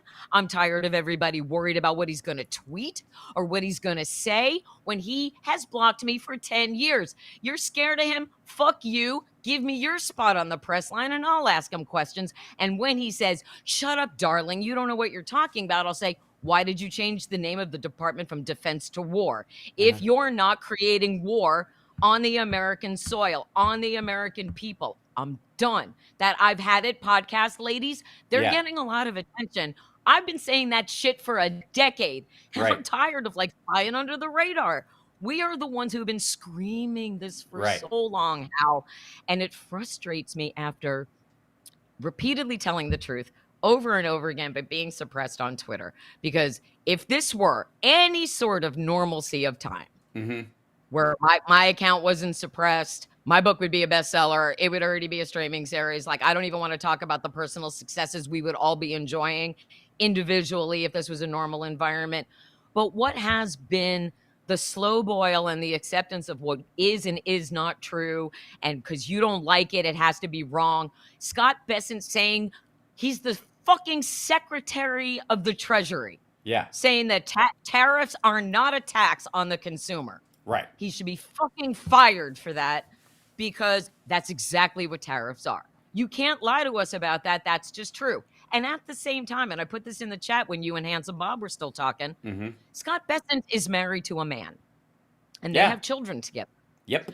Donald Trump is on the record as saying he doesn't recognize Pete Buttigieg's marriage to a man is real, which means he recognizes no gay marriage is real.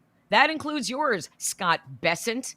Scott Bessent, the Secretary of the Treasury. The Treasury has its own set of Epstein files, by the way, which the American public at large doesn't know because they don't watch the Tara Show Tuesdays and Thursdays on Political Voices Network, because my Senator Ron Wyden, who is the ranking Democratic member on the Senate Finance Committee, joined us and told us so much stuff about the Epstein files that has still not reached the mainstream. Like the Treasury Department has its own set of Epstein files, and Scott Bessent will not cooperate with Ron Wyden, will not respond to his requests and letters.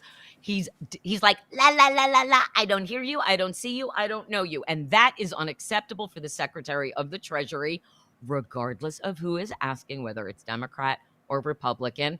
You need to show the entire Senate Finance Committee your entire cache of Epstein files, because that's where the wire transfers were found. That's where we found out about the bank accounts. But the other thing that Ron Wyden told Devlin and I, among the other things that he told us, there are Epstein henchmen walking around free right now who can dispute everything Ghislaine Maxwell has said, who will come and testify under oath. They will. That was a shock to me. I didn't even consider that there would have been other henchmen who are walking around free. I would have, if you had said, who do you think else was in cahoots with them? I'd be like, well, they've either been disappeared or they've been Epsteined in some way. Like, that's a huge story that I think more people need to be aware of, but they're not, which is why supporting independent media matters so much. But circling, and then this Mike Johnson thing makes me really furious. Okay, so that's Mike Johnson thing, lie. That is a lie. Well, let's address these things as people are coming in. For those that don't, so we can clarify. So Mike Johnson in his weird little hallway whisper, on he's Friday, just trying to talk as fast as he possibly fucking can and slash this kind of stick. But Donald Trump didn't, and it's all he kicked him out for being a creep, and then he was an FBI informant at the same time. So we do a little. Okay, so. First of all, if you can't be an FBI informant for a hoax, I put that out immediately, and kudos to Midas Touch and everybody for carrying that forward. I was like, yeah, you can't. That's not going to fly. Then on top of that, maggots don't like the idea of being an FBI informant, whereas in the past they would have. It's very ironic, I think, and maybe this is Mike Johnson's older thinking, is that it used to be that like. if you were informing on the, I don't know, the radical left or fucking vegan groups during, the 60s or some shit like that, you were informing the FBI you were doing good for the country because these were subversive groups that were, destroying our country. Now being a Fed means you went against Jan 6 and all this other stuff. So they have this weird affectation. It's the Alex Jonesing of MAGA and the It's QAnon crazy. aspect of it that make it sketchy, which is Yeah. very fucking weird. So I also liked Bob's point that if he was an informant, that means he's a criminal trying Right. to avoid jail time by Yep. complying with the you FBI. nobody becomes an FBI informant just for shits and giggles. Nope. Especially Nope. especially in a situation we only talk about how Epstein supposedly is surrounded by all these like billionaires who are super dangerous and probably had him snuffed and all that kind of shit, right? Yeah, no, I So mean, sorry, this guy's a considering the killer. Russian ties. This guy's a killer sex trafficker who's tied to intelligence, and he's got he's running his money through fucking Russia on his way out the door and all this kind of stuff. But you'll just be a drop in. You'll inform on him just because you got nothing to do that Saturday afternoon. Get the fuck out Right. of here. Right. And so when you were raping little girls, did you let them know you were only doing this for your country and you were doing it to save them from Epstein? I'm pretty sure. I'm sorry. I have a new laptop and it's trying to install things. That happens. Don't. Yeah. Don't go away. I need it to go away because if it doesn't go away, it's going to shut down the computer. Go away. Just hit It cancel. won't. I'm trying to hit the snooze install and I'm hitting it Yeah. and it's not taking it. No, Okay. I'm not closing all. I'm not closing all. It's going to close down in 4 minutes if I don't take action, but it's not snoozing the install. There it is. I did it. I did Okay, it. good. I did it. Yeah. I got it It from was- Sirius XM because I don't know if people know this, but eventually I'm going to be a fill-in host on Sirius That's XM great. Progress shows. People need to go on vacation. Anyway, back to what we were saying, which Yeah. was Epstein Wait, files. Yeah, fuckery. you can't. Nobody's an FBI informant that would put their life and their livelihood and their family in danger Correct. for shits and giggles. Like you're just not going to do Correct. it. You have a wife and they're going, hey, would you like to be an FBI informant on this rich guy who's a pedophile and knows all these billionaires and apparently they rape children in an island? And we're like, what the fuck? I don't know anything about that, and of course not. What are you talking about? No. But if you're like, see this picture? How do you feel about being an FBI informant now, fuckhead? It's that or Yeah. jail. That's when you. Yeah. Okay. So then. Yeah. Okay. You so don't volunteer. You don't So- volunteer to be like, hey, I was fucking little girls with this guy, but Yeah. they like the way he fucks them better than me. I'm sorry, rape. He likes Yeah. it better. They like him better. My wife likes him better. So I want him done, and I'm gonna help you get him done. I mean, if you look at the photo, that famous photo where it's Trump and Ghislaine Maxwell and Melanie and Epstein, and the way her body language towards Epstein is like, oh, Daddy. And Trump does not get that. Trump does not No. get that kind of body language That's from why he her. has So to- I read that. That's why he does that because like waist Epstein was snatch there thing. first. He does the same thing Yeah. to women that he does to men, like where he does men, he's shaking hands and he yanks people in like that. If you look at that Yeah. video of him with Epstein and you see some of the other stuff, and he's like, I just start kissing and I don't even ask them, blah, blah, blah. He does this thing where Yep. he puts his hand around their waist and he violently yanks them towards it. There's a girl Yep. in the dance where he does that, and she kind of dances away from him, just kind of like trying to avoid the situation. You're like, it's just a Ugh. party, right? But he, Oh my God, he it's so physically gross. pulls her to. Okay, so that leads It's into disgusting. this morning. He's at this fucking faux Christian event, right? Oh, Jesus. Another one? All right. Yeah. And about like, and he says this. Oh, Let look. me see Oh, if this. Jesus Christ. He looks Yeah. like 18 tons of shit in a 1-pound bucket. Yeah, check. Let's see. Wow. No crime. Okay, hold on. He goes, in D.C., there's no crime. This is the case he's making. Lie. And what's fucking up his numbers is that they keep reporting domestic violence. There's no crime. They said crime's down 87%. I said, no. It's more than 87%. Virtually nothing. And much lesser things that take place in Much the home. They lesser? call crime. They'll do anything they can to find something. If a man has a little fight with the wife, they say this was a crime, see? So now I can't claim 100%. There's So no cr- that's the case he's making, is that domestic violence that happens. By the way, that's the vast majority of simple assault. Vast majority of simple assault claims in the country, whether it's red district, blue district, anywhere, simple assault is usually inside the home. Period. End of story. And it's one of the reasons why you have a hard time chipping away at it, and most of it goes unreported. So even the whatever volume you have of it is still going to be a smaller, it's going to be a subset of that subset still, right? And he doesn't... the idea that people are There's like... no such thing as zero crime anywhere. Hold on. Sorry. It's like we don't live in a utopia. Especially when this is the guy who changes the labor statistics and stuff to make it look like there are jobs that are there that don't exist. So why the fuck would anybody believe, like, nobody's crossed the southern border? Like, no. What you mean is no, poor people are crossing the southern border. The people that are crossing the border still to this day are paying, and that, by the way, by and large have been since 2020, are people who have 30 to 40 grand per family member to spend to get into the United States. They're not the poor, downtrodden, huddled masses yearning to breathe free. And so he doesn't count those people. That's why, by the way, that these people are effectively on a under-the-table work visa. So what happens is, where's that 40 grand come from if it's not well-to-do people from these countries escaping those countries like Venezuela and wanting to move to the United States but not having the time to become citizens or move there because it's dangerous where they are? They pay a coyote 40 grand for each of their family members and they scatter. They don't all come in at once because if one gets rejected, they don't want the rest to not get rejected. So you send the kids on separate flights, your wife goes on a separate flight, the husband goes on a different flight, and the whole family comes in over the course of a couple of weeks. That's how they do it by and large. And then the workers, though, that are coming across the border at the southern border, they're paying $30,000, $40,000 to coyotes. Where are they getting that money? Because it's not coming from them. They're broke. Okay, it's coming from big agribusiness. It's coming from people who run places like Mar-a-Lago, who are on the down low, paying these fuckers to bring in under-the-table work for them. It's this, like, under-the-table visa program that, like a fake green card. He staffs his businesses. I mean, how many undocumented workers does he have at his golf places? Right, and those people have to pay off that money. It comes from their salary, and they get their,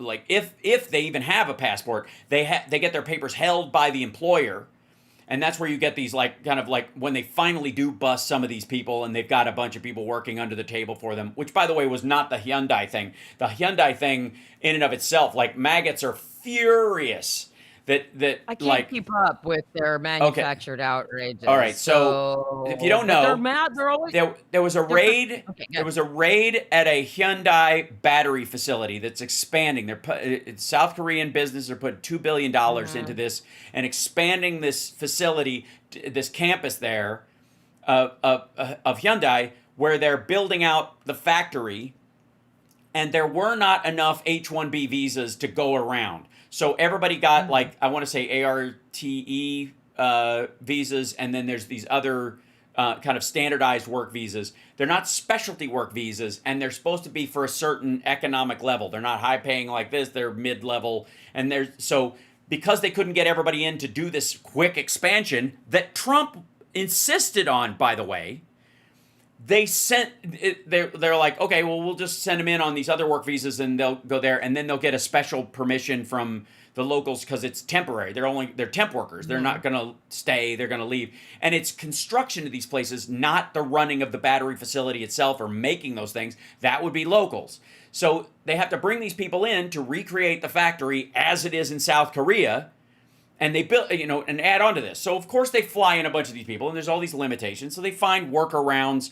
But these people were not fucking smuggled into the country. They weren't here illegally. It's so fucking lazy. And it's exactly what Trump was like. We're going to give them quick clearance to do all this stuff. And so they were like, oh, okay, well, we'll send our people in. And obviously he's not going to climb up our ass about it. And then they fucking run this gauntlet. And they're shackling people who are assembling battery production machinery, here for, 10, 12 months, 18 months, and then they were going to go back home. All Korean, 425 people arrested, 300 of them are Korean nationals, specifically come over for this expansion in an area, where they need the jobs that will come once the expansion is finished. So they got to finish this fucking factory before they can hire local Georgians to work at this fucking place.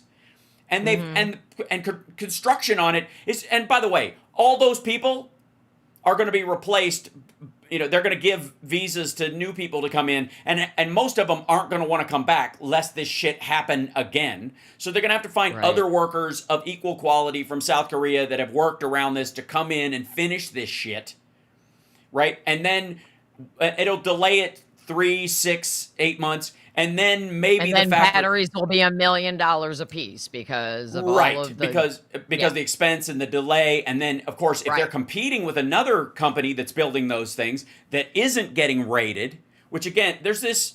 I don't know if you've ever seen Miller's Crossing. It's one of my favorite movies. It's fucking brilliant. Take your floozy and dangle. Yeah, right. Everybody is so goddamn smart. He's so good. And so, but there's this point where Tom goes from one side to the other, and the cops switch allegiance from the Irish to the Italians. And at one point, he's in there in this club, the Italian club, because he's been meeting with the mob guy there as a control point, and the cops come in and they're like, "This is fucking what a waste of time. We're just shooting up smashing bottles of liquor, and everybody knows what's going on in there, but nobody bothers them. But their allegiance is to this side." Then power shift stops, and they're raiding the Irish bar and smashing shit in the same way. Right. And it's just a waste of fucking time, but it's to benefit the other side. And so I would argue one of the things people need to look at with this Hyundai shit is Trump pissing around with, he makes a deal with Japan, but he's trying to make this similar deal with South Korea, and they're not budging on a couple points. So he sets this fucking raid off to like scare and leverage them, and then the Japanese battery factory doesn't have any problems. Same crimes happening, same visa overstays, same people working outside the scope of their visa, all that shit, right? But it's Japanese, so they're being left alone because he's under the impression that they made a deal. Maybe he's not a successful businessman in the same way he's not a secret FBI informant. A guy with multiple bankruptcies, including the bankruptcies of casinos and everything else. But it's just more shit to lie about. Like, he can't not lie. He's It just doesn't. fucking lazy. It literally doesn't matter what you ask him. And that's why I want to circle back to this Yamiche thing, because, and I don't know let me show you this real quick, just so people know what was going on here or whatever. This was, the visas, I wanted to check what the... Everything's his fault. Yeah. TL... They semicolon DR. Yeah. Trump's fault. Yeah. Federal agents have detained 475 people at the complex, according to media reports. LG Energy Solution has decided to postpone the start of production at the facility until the first half of 2026. Immigration authorities have given the detainees two choices: accept deportation and take a 5-year re-entry ban, or remain in custody and stand trial. From what? I mean, this is just so fucking ridiculous. Right. It makes me feel stabby, but I'm only going to do that to the pad. Well, and he goes, and this is, Trump goes, your investments are welcome, and we encourage you to legally bring your very smart people with technical talent to build world-class products, and we will make it quickly and legally possible for you to do so. No, you didn't. They came in specifically. You didn't. And by the way, not only are there no steps being taken towards that, there are none.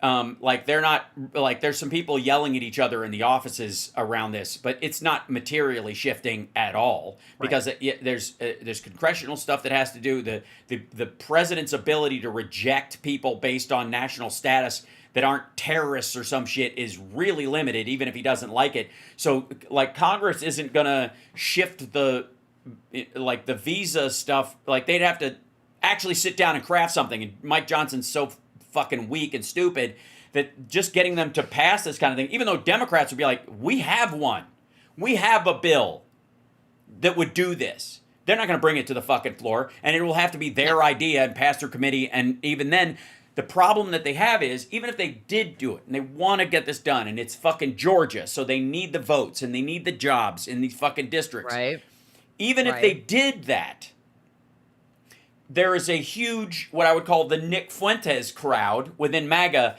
that is not only against illegal immigration, they are against legal immigration. They want full stop. They believe, and this is part of the problem, they believe that between 10 and 25 million people came into this country over the last 4 years and are here illegally and are taking The jobs, by the way, the jobs that Americans want, they think that. They're also, they not only they think they're taking the jobs Americans want, they also think that they're living off of welfare and don't have to pay rent. So that, like, it's this perfect storm of fantastical horseshit, and the volume of people is nonsense. That, like, yeah, it's, and Otis says, can you say shakedown? Yes. Trump is shaking down these companies. That's what that's about. Well, and that's not a surprise either. And everyone needs to remember that it goes like this. Putin has owned Trump since 1987. Putin also had a relationship with Jeffrey Epstein and hooked him up with the Russian banks that funded the Trump sex trafficking ring. And there was money laundering going on with that at the same time. So that's a comfortable space for him to be in. Anywhere he can launder money, that's home. That's home for him. And then with all of what they learned, they are blackmailing the GOP together. And so every move like this is a way to make sure Democrats can't gain an inch anywhere, because they're going to continue to do all of this cock blocking and illegal shit. But it all comes back to protecting Trump over protecting the country. This is what all of this comes down to. And like every example where he treats people like this, or he creates a fake invasion from immigrants, and he kowtows to this horrific Nazi base. Everything is what he doesn't do anything he hasn't been ordered to do by Putin. He hasn't, like, all of this is to make our country less safe every single step of the way, whether he's bullying the press to make sure no truth gets out there, or he's compromising the Speaker of the House. He's compromised the Speaker of the House. And you know, again, like, all of these stories matter. And we're not we can multitask our outrage, but what we need to do is go back to the fact that on Friday, the Speaker of the House told a bald-faced lie about Donald Trump. There's no truth to it. There is no truth to Donald Trump ever cooperating with the FBI on the Epstein files. There is no truth to anything Donald Trump has said about the Epstein files, and Mike Johnson is complicit in a cover-up of the Epstein files, to the point where he made up a lie that was allowed to kind of live a little bit for the weekend, and then he walked it back. No. Now there should be a censure vote, and he should not just be censured. He should not be in Congress anymore. He should be removed from Congress. That is openly committing treason. You lied to cover up for Trump, who is in the Epstein files for participating in the sex trafficking and rape of children. That is what Speaker Johnson and all of the Republicans who did not sign on to release the Epstein files are doing. And again, take off the gloves. Stop being delicate. Use the words. Push back. Now is the truth, and the truth does not have a voting preference. The truth is not Democratic or Republican. The truth is the truth. And in this situation, this truth is not Democratic or Republican. This truth is American, and I would also say global and human. We are talking about the rape of children being protected by a party that claims to protect children. They do not. They don't protect children when they cut their SNAP benefits, remove their health care protections, try to dismantle the Department of Education. All of the things that they do make everybody less safe, but specifically children, especially when you eradicate vaccines and vaccine protections for children entering kindergarten, entering a community where they need herd immunity. Like, all of this is fucked up and cannot any longer be accepted or normalized. It is up to us to be pushing back on this, and they want us distracted by all of these side things that they're doing. Yes, you should be outraged by a fake raid and the arrest of people and all of that. Yes, you should be outraged by this, and this. Yes, you should be outraged by him invading Chicago and threatening to come invade Portland. We don't fucking want you here. We don't fucking need you here. We'll be back in the streets as soon as possible to show you. But the point is to go back to the point, which is nobody should be enabling Trump. At all anymore. Take off the gloves. What are you afraid of? A mean tweet? Ooh. What's that going to do? Nothing. You are the press. It is your job. Don't let him bully you into silence. You're West Point. You're the oldest military school in the country. You're not going to let 5-time draft dodging, cowardly, military disrespecting cadet bone spurs cancel your celebration of Tom Hanks, who's made great movies about the Army and the military. You're not going to do that. You're Harvard University. I would You're argue Columbia University. Fucking stop it. You're Hal Sparks. I'm Tara Dublin. I'm a voting, tax-paying American citizen, and I did not sign on for a MAGA mass suicide. Fuck that. Fuck that. I want Johnson removed from office. I want Scott Bessent removed from office. I want Trump removed from office. I want Republicans to fucking step up and put country over party. That's what they were elected to do.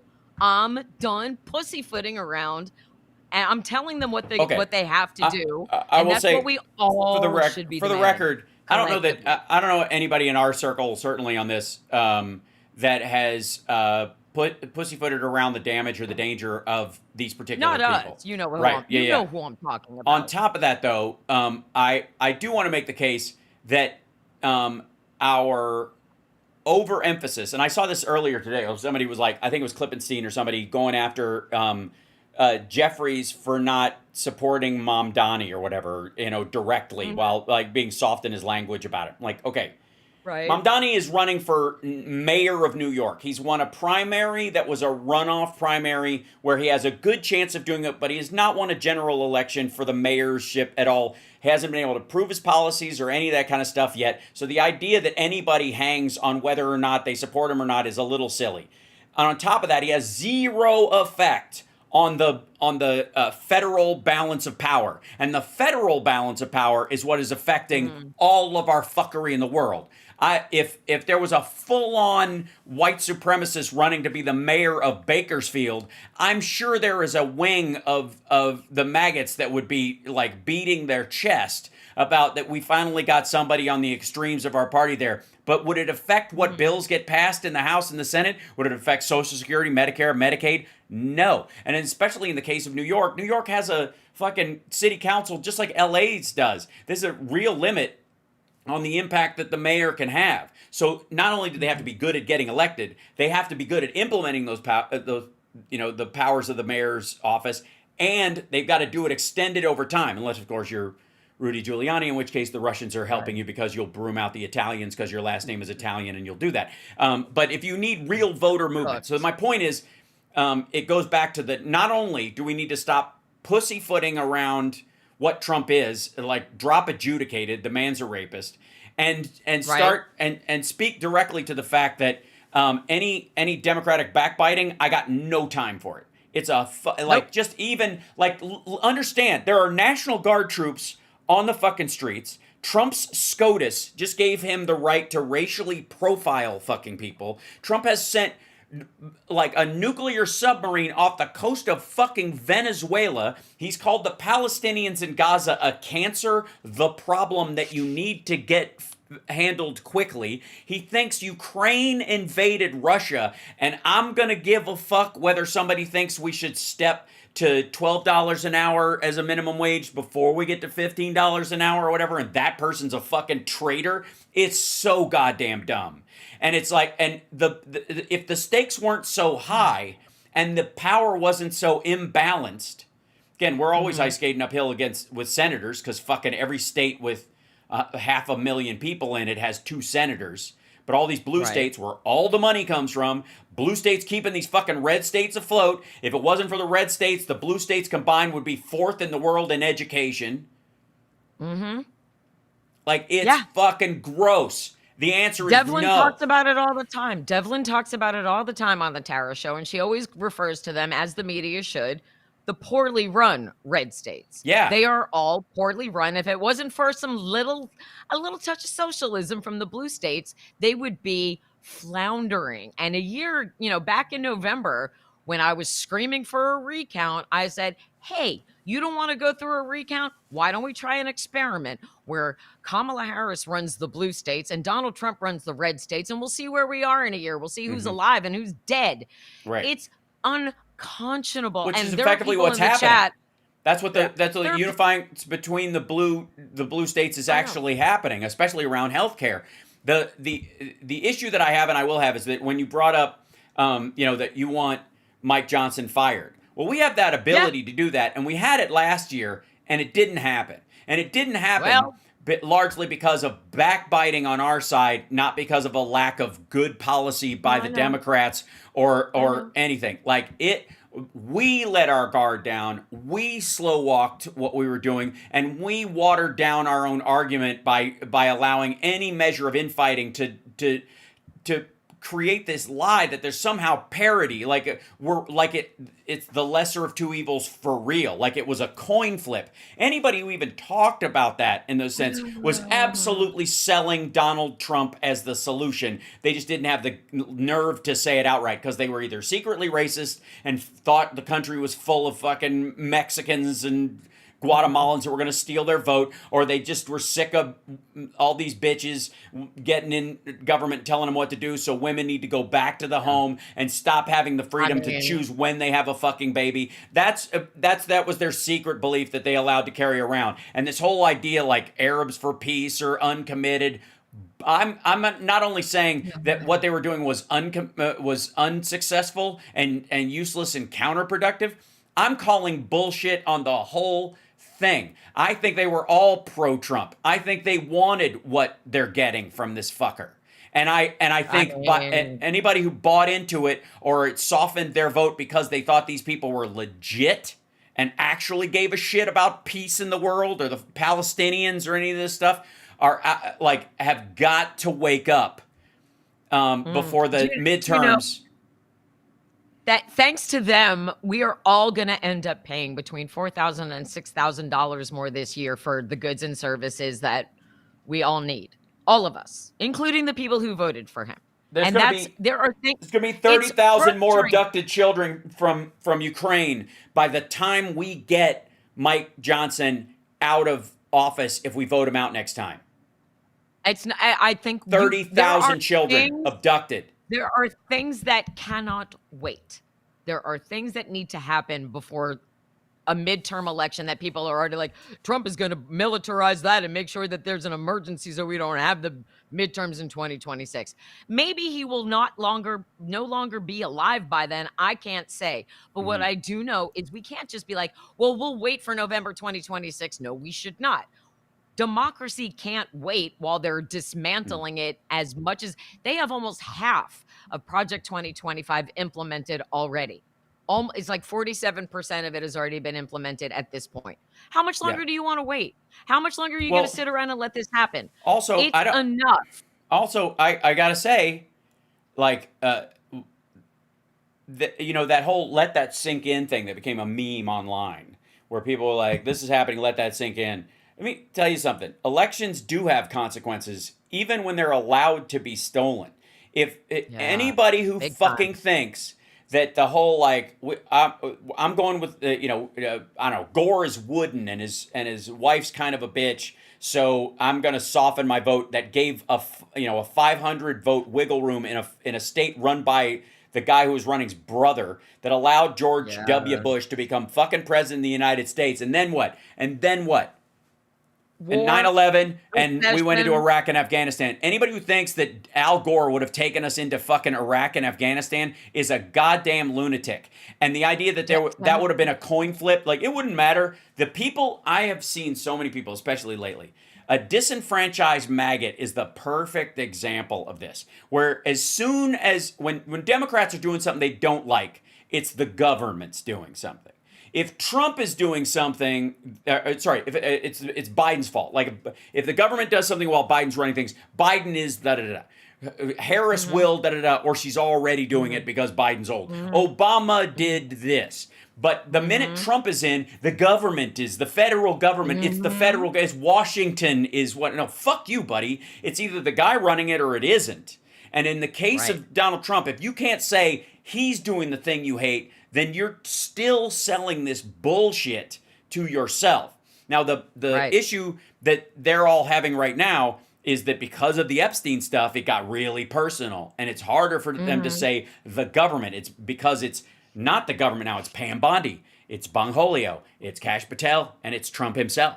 And the That's tariff right. shit, it's Lutnick and Besant, the gay guy and the All of them. hedge fund and the hedge fund billionaire, who, by the way, Who- lived next door to Jeffrey Epstein, right? Yeah, I know.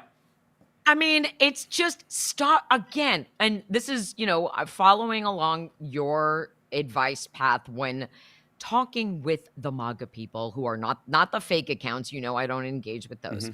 When the real people, it's like, how many times are you going to let him lie to you just about the Epstein files? And you go through the timeline of the lies, starting with on the campaign trail, he promised to release them if he won. He started with that.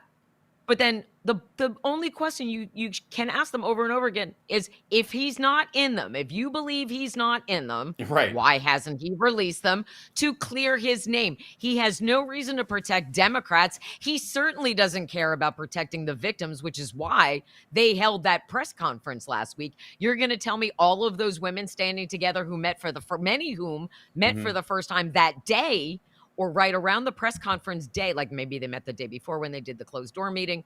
But most of those women were not in contact with each other, did not know each other. One woman there did an interview where she's like, I didn't even know I was trafficked until I heard about it. I thought I was the only one until I heard about all of these other women. You're going to tell me all of these women are a hoax?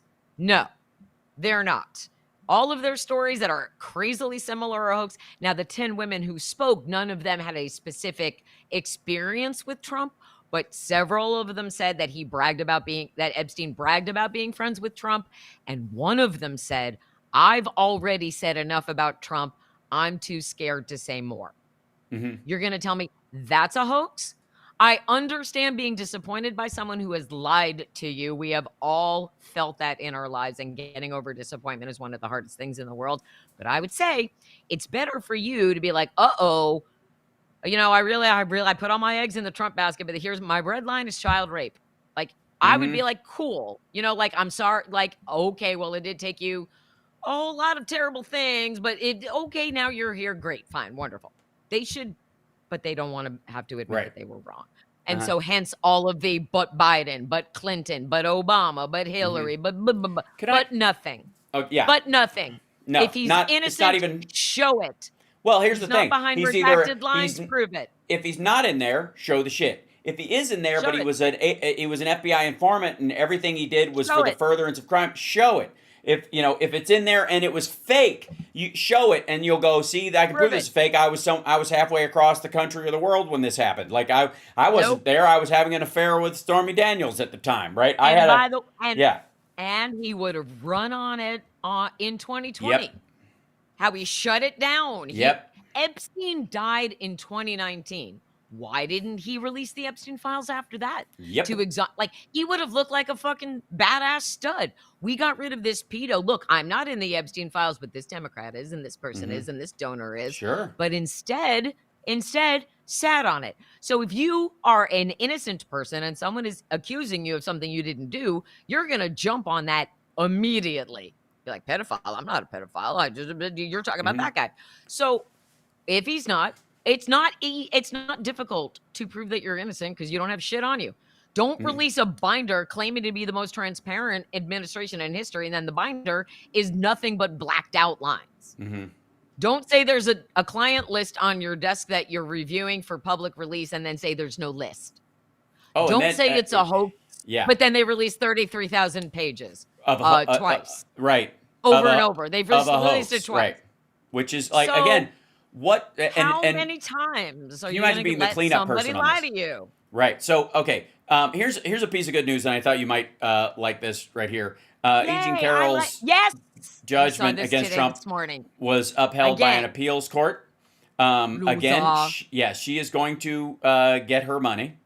Someday. By hook or by crook. One day. Again. He's such a piece of shit. He wants to take this to SCOTUS, He wants them to strike down the ruling, and that's not going to happen because he keeps losing in the lower courts. Yeah, I don't, and also he doesn't have say just because in the Supreme Court in this is a civil case.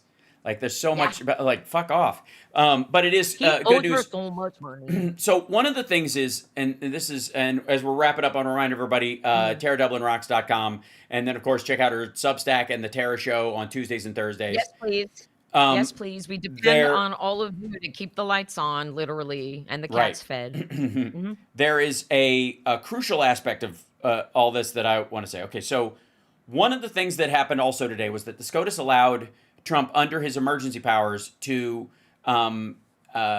basically run roughshod over the Fourth Amendment, and because it's emergency powers, to racially profile people who are Hispanic at low-wage jobs and are speaking Spanish in California.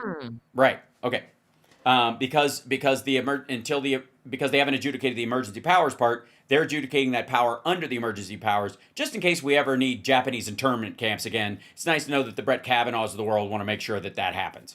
Now, honest to God, that's the reasoning. Just in case we ever need that again, it's got to be in the emergency powers, in case any sick fuck like him wants to just use it at random and declare everything a fucking emergency so he can, as a way to circumvent Congress. And by the way, Democrats to get in power again, I guess everything's an emergency until it's fixed perfectly. So I guess everything's a fucking emergency now. Like it's hashtag emergency. Why don't you just put emergency TM on every fucking thing at this point, right? But one of the things they're using is Verdugo Urquidez, like U.S. versus Verdugo Urquidez, like the statute of law around the Fourth Amendment that says undocumented people who are here illegally, have to have what's called substantial ties to the community to have Fourth Amendment protections. And nobody says what that is. And that the reasonableness of belief around what those substantial ties are is so open to interpretation that most lower courts have ruled that undocumented people have no Fourth Amendment protections. Now, that's not that weird worldwide, that your Constitution doesn't fully apply to people who aren't members of aren't citizens of the country. Otherwise, you'd have what we have in patent law and in intellectual property rulings, where like Chinese companies will they'll like file patents inside the United States for stuff that they don't own to work the patent program, so that we have to defend their patents that they stole from somebody else. Like that happens or whatever. So you try to work, that's gonna happen. So you got to have some movement in the rules. And that's what Verdugo Urquidez basically says. Well, here's the other problem. When you allow them to just go up to anybody who's Hispanic or whatever their realm of exception, like anybody of color, shit, if they just decide they don't like, Canadians coming down here, so anybody with a fucking Canadian, whatever it is, and they pull you over and they search your car because they believe you are here illegally, that's their reasonable reason to presume. They presume you are, and they search your vehicle, and they violate what's effectively the Fourth Amendment in that, because you don't have any Fourth Amendment protections. And then it turns out you're a citizen. Everything that they have discovered in that search is inadmissible in a court of law. If they pull over a fucking serial killer right now, using this as their predicate, that motherfucker will go free. Because it will end up that they have Fourth Amendment protections. It was an unreasonable search because you couldn't make a standard based on that. And that will exclude, like at this point, if you're a fucking criminal, it almost behooves you to drive around with all the evidence in your trunk. Ha! I'm not kidding. Sure. It's the same shit. No, I hear what you're saying. Fuck. It's the same shit where, like, we're going to remove all these violent criminals from our country. And what they mean is the ones that are in prison. We have a bunch of undocumented murderers and people who came into the country, raped and killed people, and we put them in our jail because we want them to be paying their debt to society. The idea that you would just go, they're immediately deported if they commit a crime against an American citizen is basically like, murder a citizen, get a free flight home. And if you have a country that's sending them here on purpose, if Russia sends somebody to murder an American, they just, like, when they're done, they can turn themselves in and get sent back to Russia. That For doesn't seem right. it's fucking nuts. About that. But it's Yeah, but it that's is the kinda nuts. letter. Yeah. It's the letter of the executive order right now, because these are that's why you need legislation and not executive orders. It's why it's shoddy, Right. and people can find loopholes and get the fuck out of Dodge, and then they're Right. never gonna fucking come back, because if they're the kind of countries you're automatically kicking people out from anyways, they're also the kind of fucking countries that don't have extradition treaties. Right. I don't know if you've heard about this, but and I think it's a really cool trend for other white people to pick up on. White women in California have started putting the Mexican flag on their cars to fuck with ICE to waste their time, because they see the Mexican flag on a car, they assume it's a Mexican person.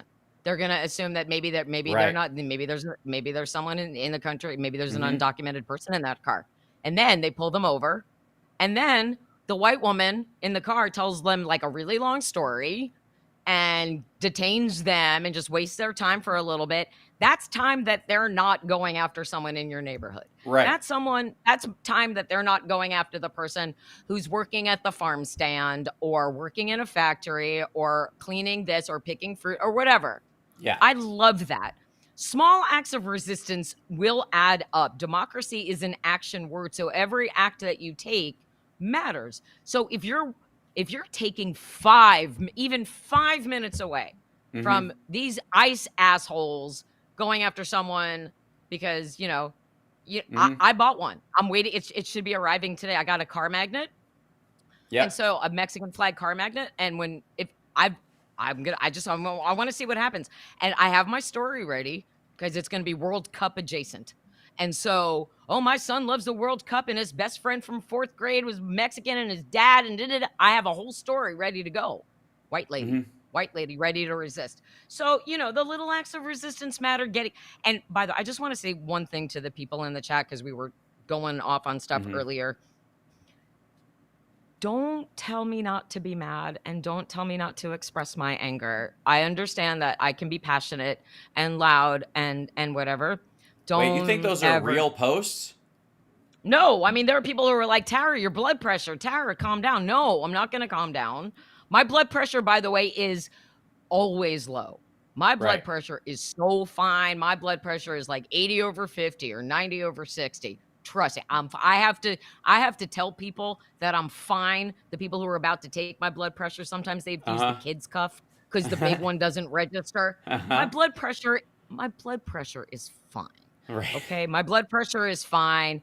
I'm fine physically. I'm very angry, and I'm allowed to be angry. And if my feelings make you feel uncomfortable, maybe you should think about the words that I'm saying instead of how I'm saying it. And what I'm saying is, get the fuck off of your asses and do something. You don't have to march in the streets. You don't have to do that, but call your representatives. Any American citizen can call any member of Congress for any reason. I spent some time yesterday calling Republican leadership and leaving my recording of Katie Johnson's testimony on their voicemail. That's what I did yesterday for about half an hour. I did that. Just little stuff. It makes me feel better to do that. I would not know what to do with my physical body if I wasn't doing something to get all of this anger out of it. Which I'm grateful that you and I have a platform like this. We have the Tara Show. I can go on Dino Badela's show and talk about the truth. We can go back on Fugelsang's show, which she and I did last Thursday. But these conversations that we're having need to be amplified and elevated and shared. It's not just a handful of people who are having these conversations. Yeah. There are a lot of us out here who are doing it. I contest that maybe we all need to be under one umbrella where there's one destination where we all are together and people have their choice of, like in MSNBC, like I prefer Lawrence to Chris. And so I'll wait till Lawrence's show. So then there's one great big where it's like, I can watch this person's show and I can watch this person's show. But everybody is in the progressive space where the truth is the thing that we amplify the loudest, and maybe eventually it permeates the mainstream, because I remember what it was like pre-Trump when the news was just the news and they told us what happened, but they didn't tell us how to think about it or feel about it. Peter Jennings. Right. Here's what happened today. Here's what, unless it was like something super emotional, right? Right. But it's just, here's what, here, a law passed today, that Congress passed. Nobody immediately jumped on going, it's just like, okay. I'm done with living in the interesting times. Please give me the boring ass, middle of the Obama administration where people are like, okay, status quo on the daily, like that very much. Okay. So if you're not angry, you're not paying attention. If you're paying attention, I expect you to take action in whatever way feels right for you. I'm not going to tell you how to do your activism. I'm just going to ask you to act. Please. Silence is not an option. Capitulating, not an option. Waiting and seeing, also not an option. Whatever feels right for you. I can't sit still. I can't wait.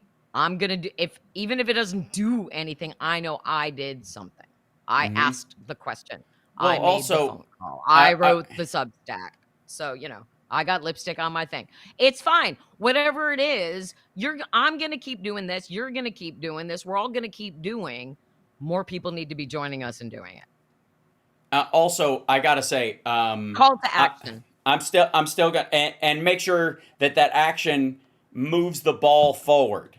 That we're not talking about like treadmill or backpedaling, and that's why I've been saying like the DNC, no but all Democrats have one fucking gig: red districts purple, purple districts blue, and nobody gets credit for bluer districts. Not now. We are we don't have the House, we don't have the Senate, we don't have the White House. I don't give a fuck how passionate anybody is. If you're in the minority and you haven't convinced anyone that your solution is working and that you actually show up for your own solutions in the first place. If we can't get that together, the idea that somehow we deserve to win. We need to act like we deserve to win. Because we do. Right. We're the good guys. If people cheered. We are the good guys. Right. If people cheered as much for the creation of the programs as they are crying about them being dismantled, we wouldn't be in this shit. That's right. That is right. And it's we're seeing unifying messaging coming from Gavin Newsom and slowly across. But like, I will never unify behind a DNC that would support Andrew Cuomo over Mamdani. I am not helping with that. I will not. I will not support wait. anybody. Hold on. I'm just saying. I'm just I saying there are that, people who are pushing Andrew Cuomo who will not. You're not gonna. You don't live in New York, and neither do I. And like, my I gotta parents say, do. Okay. My mother does. Well, then you'll encourage. My partner does, and I'm an American Jew, and I'm a woman. Andrew Cuomo is a rapist. He's a predator. Yeah, no, I'm not. Resigned the governorship. Okay, you're missing my point. You're missing my point entirely. You're missing my point entirely. The whole conversation about New York, unless you're voting in that election, is a waste of fucking time. It is a waste. Every word uttered about it means nothing to control of the House, the Senate, or the White House. You're right about. You're right about that. It's a waste of fucking time. If you're in New York, I agree. Like, Mamdani's like the obvious choice. Like, but the idea that you're going to donate in that direction or whatever when we have red districts to turn purple is a waste of fucking time. Again, New York has an entire like city council system that he's going to have to wrestle with, and even if you're not in one of those boroughs, it barely affects what the fuck's going to happen to you. Ask anybody whose life is affected by whether it was like, well, any mayor, even Giuliani back in the day, like they can, or fucking Bloomberg and his tax on sugar drinks. Like, there's an element of, are there like this much of like EO level things from the mayor's office that affect your life if you're a New Yorker? The point I'm trying to make is that that activity for activity's sake, or chest beating for chest beating's sake, if it doesn't move us in the direction of actually securing the House, the Senate, and the White House, is fucking meaningless. If I run an episode where we're doing like New York voters, and I have on guests that are all in New York, and I myself am moving to New York or whatever, there might be a justification for talking about it. Mm-hmm.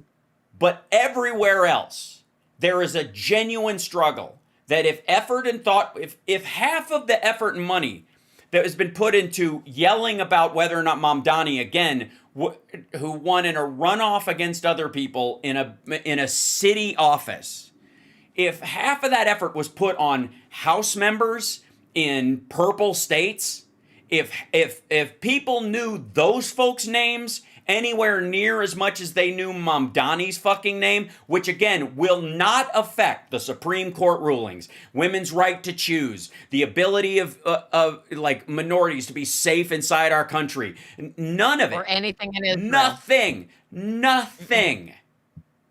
That's the point. No, I totally get your point. And so I totally get your point. So I don't give a fuck who runs in that race at all, and every word uttered about it is a waste of fucking time. There are districts in Texas that are edging on purple that could turn blue because of how things are right now. In fucking Texas. And Iowa. We're winning, Yes. We're winning races in Iowa that were always won by Jesus Republicans. Christ. And like you can be happy about it, that's fine. But it shouldn't. The minute it costs you anything, it's a waste of fucking breath. It's a city office. And like, and again, if that's what you're clinging to, or that's what's deciding whether or not you're going to vote Democratic at all on a federal level, fuck off. No. Like, I'm not saying that. I am saying there needs to be unifying messages behind all Democratic candidates.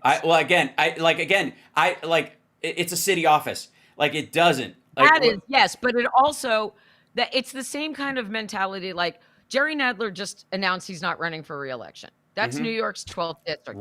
That's a That really matters. important major district. Right. That matters. So way more than Mamdani. Way more. Yes. On the national and international level, it does. And so, however, what's going to happen, regardless of what we say about it, they're going to tie whoever decides to run in New York 12, they're going to tie that Democrat to Mamdani. That's what the Republican opposition will do. And it'll be up to us to make that distinction. Whoever's running in New York 12, we need to keep that seat blue. New York is a blue state. It's always going to probably be a blue state. That district in particular, though, our friend Dino Badela is very seriously considering running in that district, which would be fantastic. Right. But then there's also a rumor that Chelsea Clinton might. So I don't know one way or the other. But if you asked me right now who I would rather see Dino Badela in that seat, because we need more positive representation of Muslims and Muslim men specifically in Congress, because our Congress, specifically the House, is supposed to look like the people they represent. So that's a really important there's district. very few ginger women in New York. You're right. That's the problem we have right now is too many women in the House. Saying is, you have a Jewish man currently representing New York 12. I would say the person who replaces him should also be someone who is within a minority community as a Democrat. Well, technically speaking, if you're representing the city as a whole, it's a majority white city, even included in that. But again, if you're going to the House of Representatives, I want to see, it's the same thing that Biden and Harris ran on, was creating a cabinet and a congressional body that reflected what America looks like, rather than something I learned last night from John Oliver, which is the Trump administration running a study about why more white men aren't teaching classes at Harvard. Like, the fucking ridiculousness of this country, like just getting us back on a track that resembles what this country is supposed to look like would be great. I know we're super way over. Here's what's going to happen. Like, whoever the Democrat that can get the most votes in that area, regardless of who anybody thinks they should pocket represent, should be in that office. Yes. Even if, it's a woman. Obviously, I want more women in Congress. Women, obviously, I want that, especially women of color. If you're asking me, take the name out of it, I just want to see more representation across the board. I will say, I saw it fly by in the chat. Mamdani, good, bad, or indifferent, has increased the conversation about younger candidates. We definitely do need younger candidates around the country to help flip those seats. candidate, people who aren't 78 years old, people who are maybe in their 30s and 40s, Why? gearing up for the next generation. Well, because it's their future, right? It's their country's future. If someone who's That's like 78 running for re-election might not be around to see any of the. It's like when Joe Biden said, "I'm planting the seeds for trees I right, won't get to sit on." right. Right? So younger people coming into government now is a really good idea because they're Oh going to no, be no, that's not planting what. trees That's not the same thing. Those, just because somebody's young doesn't mean that they're going to be aware that they are planting trees No, of the seeds that they're. that's not what I'm Yeah, saying. I'm saying new yeah, energy, new ideas that reflect the generation, yeah, the like younger Charlie Kirk and generation. Candace Owens and Ben Shapiro No, and Nick no, Fuentes, and I mean, if youth is just no, the like answer, Maxwell I Frost like is a Maxwell great, Frost, but I don't like him right. because he's So, young, and I think many of his ideas are tried and true. so again, energy, new ideas. Be willing to have conversations with people from different places, different backgrounds. That's what the Democratic Party is supposed to be, the melting pot of what the country is supposed to look like. That's all I'm saying. I want Yeah, everyone to have no, equal opportunities. no, I'm not saying and I'm not saying tunnel I get vision. that too, I'm not but saying that either. right. But I like, Okay. and I love Dean too. But the idea that like he's representative of the Muslim population of New York, unless they're all like white passing, non observant, like that, like I you know what I mean, mean? I don't know. I don't know. It's something that he was floating. That's all. I'm It's just like saying it would it's be like great to have. Cenk Uygur running, on his Turkish ancestry. Like, really? I mean, well, Dean When is a Cenk, Muslim American and the son of immigrants, and we do not have a very at this moment. I would say that the Muslim community is being attacked okay, at hold a on. level that they haven't been The- before. Mm-mm. First of So all, real quick, even just having him this is consider running, it's a good point to have this conversation. Or whatever. I happen to think that among other things, Muslim American is a ridiculous term because most of the time we're talking about a group of people, and you're hyphenating to their to their ancestry. Arab hmm American, Chinese American, Scottish American, Irish American, um, German, right? yes, Muslim is an yes, ideology. You can be an American who's a Muslim, and you can also be a Muslim who came and became a citizen of America. okay, Muslim is a religion. And we're in a religiously pluralistic society, and arguing for yeah, more representation of Muslim Americans in Congress is no different of arguing for more Christian Americans the way like Trump did this morning in office, because that's the same thing. right, And that's not right. even Jewish Jewish. American, That's like Hindu Americans as opposed to like yeah, Indian Americans. It matters. yeah, And one of the things we have to get past in our fight for representation, which I do believe there are still areas we have to cross into to make sure that people are part of the conversation, is hmm any insistence that the person that takes over a job or who gets elected, represents some sort of subset of humans that is separate and wholly different than everybody else. In a democracy hmm where it's all about, no matter where you came from, if you're an Irish American or a Chinese American or whatever, your job as a representative in our government is to represent everyone in your district, not that neighborhood, because there's even a minority in that area. And it's why hmm gerrymandering has so much power in this country, is that right, insistence on our side. Republicans don't have that insistence because they don't give a shit. They don't recognize anybody. We do, right, but oftentimes at the expense of people who might be better for the district as a whole, insisting that they represent a subset minority within a minority community just because they all look alike. hmm And there's an element of racism to going, this black representative represents the black district, as if hmm there's a wash in that, in the same way that you would it'd make your ears prick up to go, we need a white person in there. This is a majority white district, and white needs are very specific to being white, and we need someone who understands the white situation. Like it sounds fucked up because it is, but yeah, of course, the same thing is true of Arab Americans, Asian Americans, because they came here to be Americans, and so the idea right, isn't about, can you represent that subset, but can that subset get their place at the table to contribute with everyone else? to bring in Yes. new ideas and hammer those together as Americans in a democracy where you're not going to agree on everything, and that everybody should have the right to pray the way they want, socialize how they Right. want, free association. Yes. That shouldn't work its way into it. And the insistence of, quote, a Muslim American or anything even remotely like it is no different than having a Jewish American on purpose or a Christian American because it's the heartland. It's the same lie. And one of the things we have to do, if we're going to be Big Tent about this, is say that you're welcome, and those parts of you only need to matter in your life as much as they should, not as an entryway to the job. So that and if it doesn't, what you'll have is people who punch their way to the front of the line as representative of the group who are not. No, I totally get what you're Who could saying. take advantage Absolutely. of their fellow minority people, and then they burn, they carve out stuff. And that's where you have that mayor, I believe she was in Southern Illinois, that was like a punching bag for the right for a long time because she was like one of the most corrupt mayors in the country. But because she was black, she used that as a wedge to keep herself in more power while disenfranchising a bunch of other black people. You know what I mean? I mean, you and I are careful about making. I've learned from you.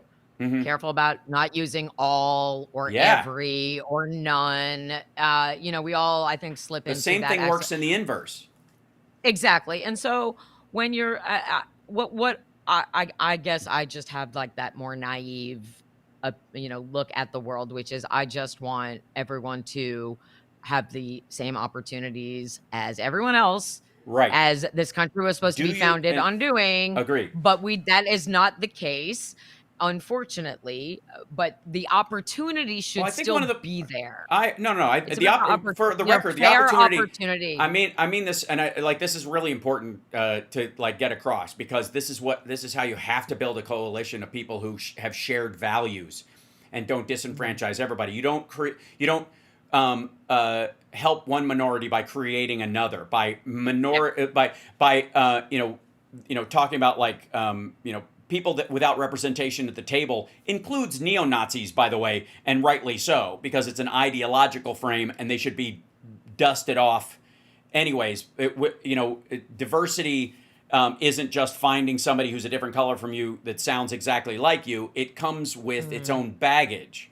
Diversity of ideas also means they're going to say shit you don't agree with, and you have to be able to push back and come to a consensus. That's what democracy is about. Otherwise, it's just a fight over fiefdoms and shit like that. And there are white supremacists in this country. There are a much smaller number, but there are black supremacists in this country. That's what the black Hebrew Israelites are. They are black supremacists. And there's a pecking order of people below them that starts with Jews and all the other whites in the world. There are Chinese supremacists in China amongst Chinese people. The Han Chinese movement is the idea that they are the superior Chinese, and over time they need to start wiping them out. That is the flood of Mandarin across the country. That is the elimination of Cantonese and Tagalog and all that kind of stuff. Or Tibet, the erasing of Tibetan culture and replacing it with Han Chinese culture. It matters. And so I think one of the illusions that kind of bothers one corner of our conversation is this idea that it's unique to white people, and therefore if you only handled it in white people or only addressed it as a white people problem, it would magically vanish if you could solve it with them. Instead of, no.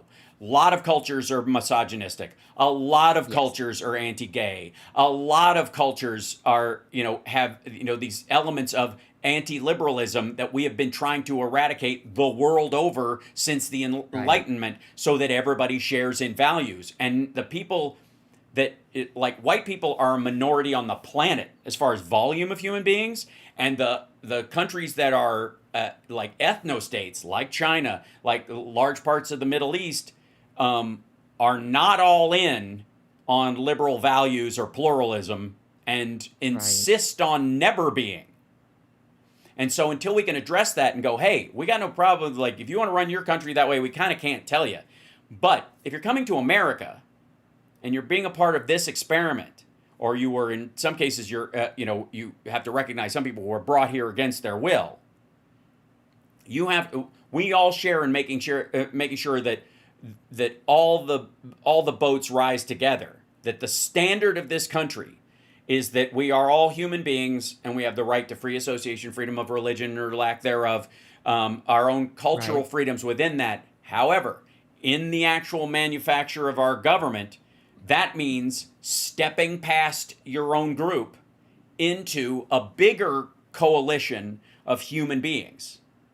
This is out of the realm of your race, your religious beliefs, into humankind. And that's what democracy at the root of it is. And that's what, to me, being a Democrat means, is that you are stepping past whatever your background is, whatever your lived experience is, that you can bring anything of value that you can bring to the conversation that comes from that. Hey, I can help you fix this problem because I uniquely have experienced this. You have a responsibility to bring that forward. You also have a responsibility to stiff arm any parts of you that say, but I also believe in a monotheistic religion where women have to stay at home, and I would like that put into the equation because fuck that. You can do that someplace else, but that ain't here. Right. That's why the separation of church and state. That's why equal rights for everyone. And so, and if you think it's just a white problem, you'll try to solve it like it's a white problem by yelling at white people about white people stuff, and all you'll do is give evidence and aid and comfort to the Fuentes of the world. See, they want to attack their own self-hating white people, blah blah blah, and everybody else isn't going to be moved by it at all. No, I know. I have that shirt that I wear all the time, and it just says, "Be a better human." Right. Be a better human. It's really not hard. No one is born hating anyone or believing anything.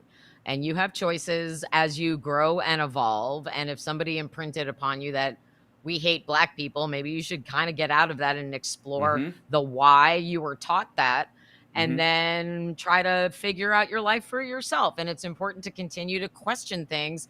If it doesn't sit right with you, but everyone else around you is like, no, we love this, you're still allowed to question it. And that's your First Amendment right. That's your human right. Question everything. Challenge things that feel wrong. Speak out when you discover those things. That's also part of your First Amendment right. I just wish people could be less of a dick when they do these things. Just quit being so much of a dick and try to be better to the person and the people closest to you. And that's how that stuff starts. Like, it's easy to be a mean asshole, but it's easier to not be, I think. It just takes more energy it honestly takes more energy to maintain anger. Right? Rachi's saying, go meet a black person. I don't know that it takes that much effort. They are all around us. I mean, maybe it's hard for some people. I take it back. There's probably some areas where there isn't one for a long ways. Sure. I mean, right. It's not easy to hang out with black people in Portland. This is still a pretty segregated city in that way, in that I go to Low Bar Corral and it's mostly white people, but we invite all kinds of, everyone's welcome. It's not a whites only community or anything like that. You have to make the effort to integrate if you're not seeing it for yourself. You have to make an effort to make the world better. If you're not seeing, be the change, right? Well, so if you're not seeing something that you want to see, you got to get out there and be it. Also, if you refuse to handle an issue, if you refuse to address an issue, the ugly parts of it as well, the complicated aspects of human life, you will leave that territory up to the most awful people to take advantage of. That's right. If you don't want to set up a system where your kids are, if there's not after school and preschool programs and that kind of stuff in an area, and the church has to make up for it because you don't want to pay for it with your tax dollars, a Catholic priest with a bad history is going to ask that he be assigned to that part of town. You're ringing the dinner bell for the worst fucking people. Right. So sorry, somebody said Hal grew up in Kentucky. He probably wasn't around a lot of black people. Okay, first of all, that's adorable. Apparently, you've never been to Louisville or Lexington. I love that's adorable. It works really well on Magat. Secondly, I went to high school in Chicago, and even though I went to New Trier when I joined Second City when I was 15 years old, and my L stop was in Sedgwick. So it was the Sedgwick L stop. So that's yes, John. Again, right.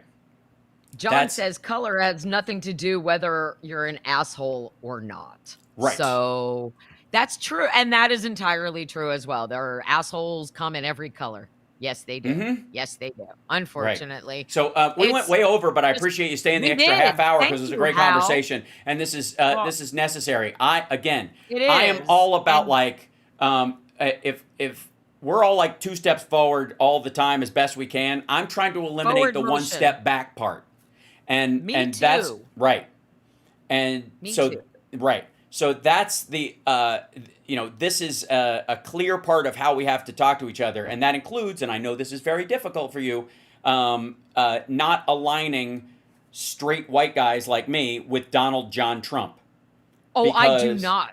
you do No. by You are default. not all one and the same.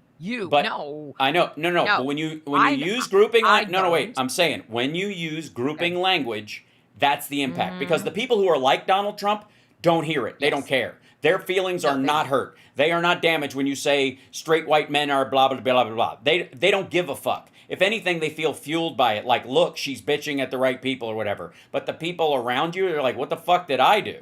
And Yeah, no, that not disenfranchises a bunch always. of groups, and that's No, I always important to the quantify it. conversation. Yes. White male Christian Republican is usually where that's my issue.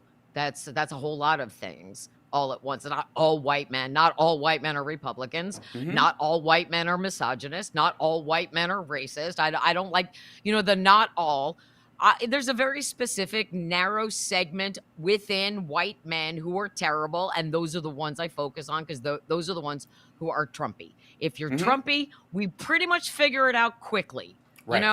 I pretty much figure because white men on our side don't troll me. White men who love Trump do.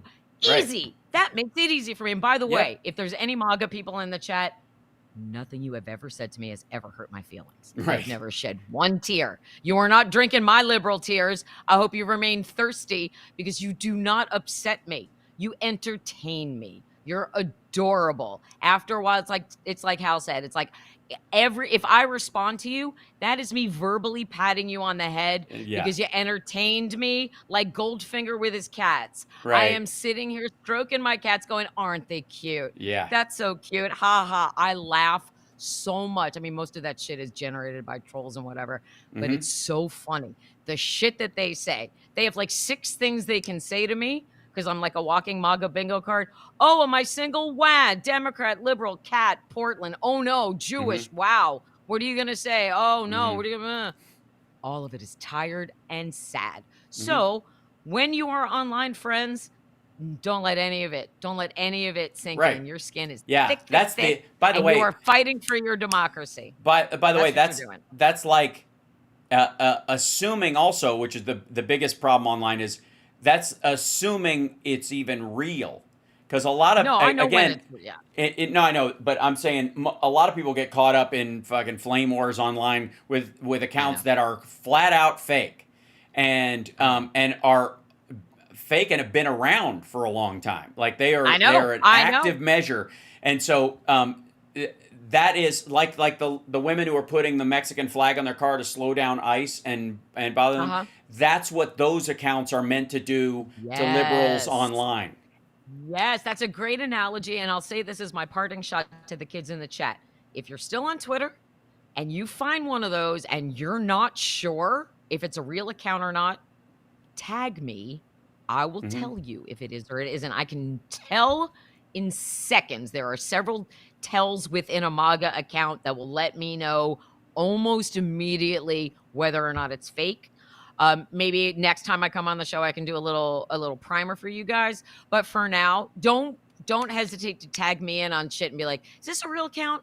And I'll be like, "Dude, it was made in 2014. It has 14 followers, and all it does is retweet Nick Fuentes. Fake. If it has the fucking frog, fake. If it has a bunch of numbers, MAGA Patriot 1776 5430, fake. So I'm here to help you. Tag me in. I'll be like, fake, block it, fake, block it. Also, if you're just not sure, block it. Don't respond. It calls more of them in. They are designed to waste your time and piss you off. Focus your anger on the real ones, the ones in Congress. Focus your attention on the MAGAs in Congress. Those are the ones who actually have any impact on our lives. Not even someone like Nick Fuentes. Nick Fuentes can influence people on how to tweet, but he's not making laws. Marjorie Taylor Greene is helping to make laws, right? Right. A person like Yes. Clay Higgins is helping to make laws. A person like Tommy Tuberville, a person like Mark Wayne Mullen, fucking go after them with facts. Yep. Flood their accounts with Epstein information and what Trump did to E. Jean Carroll, and this is what the Russians did with Epstein.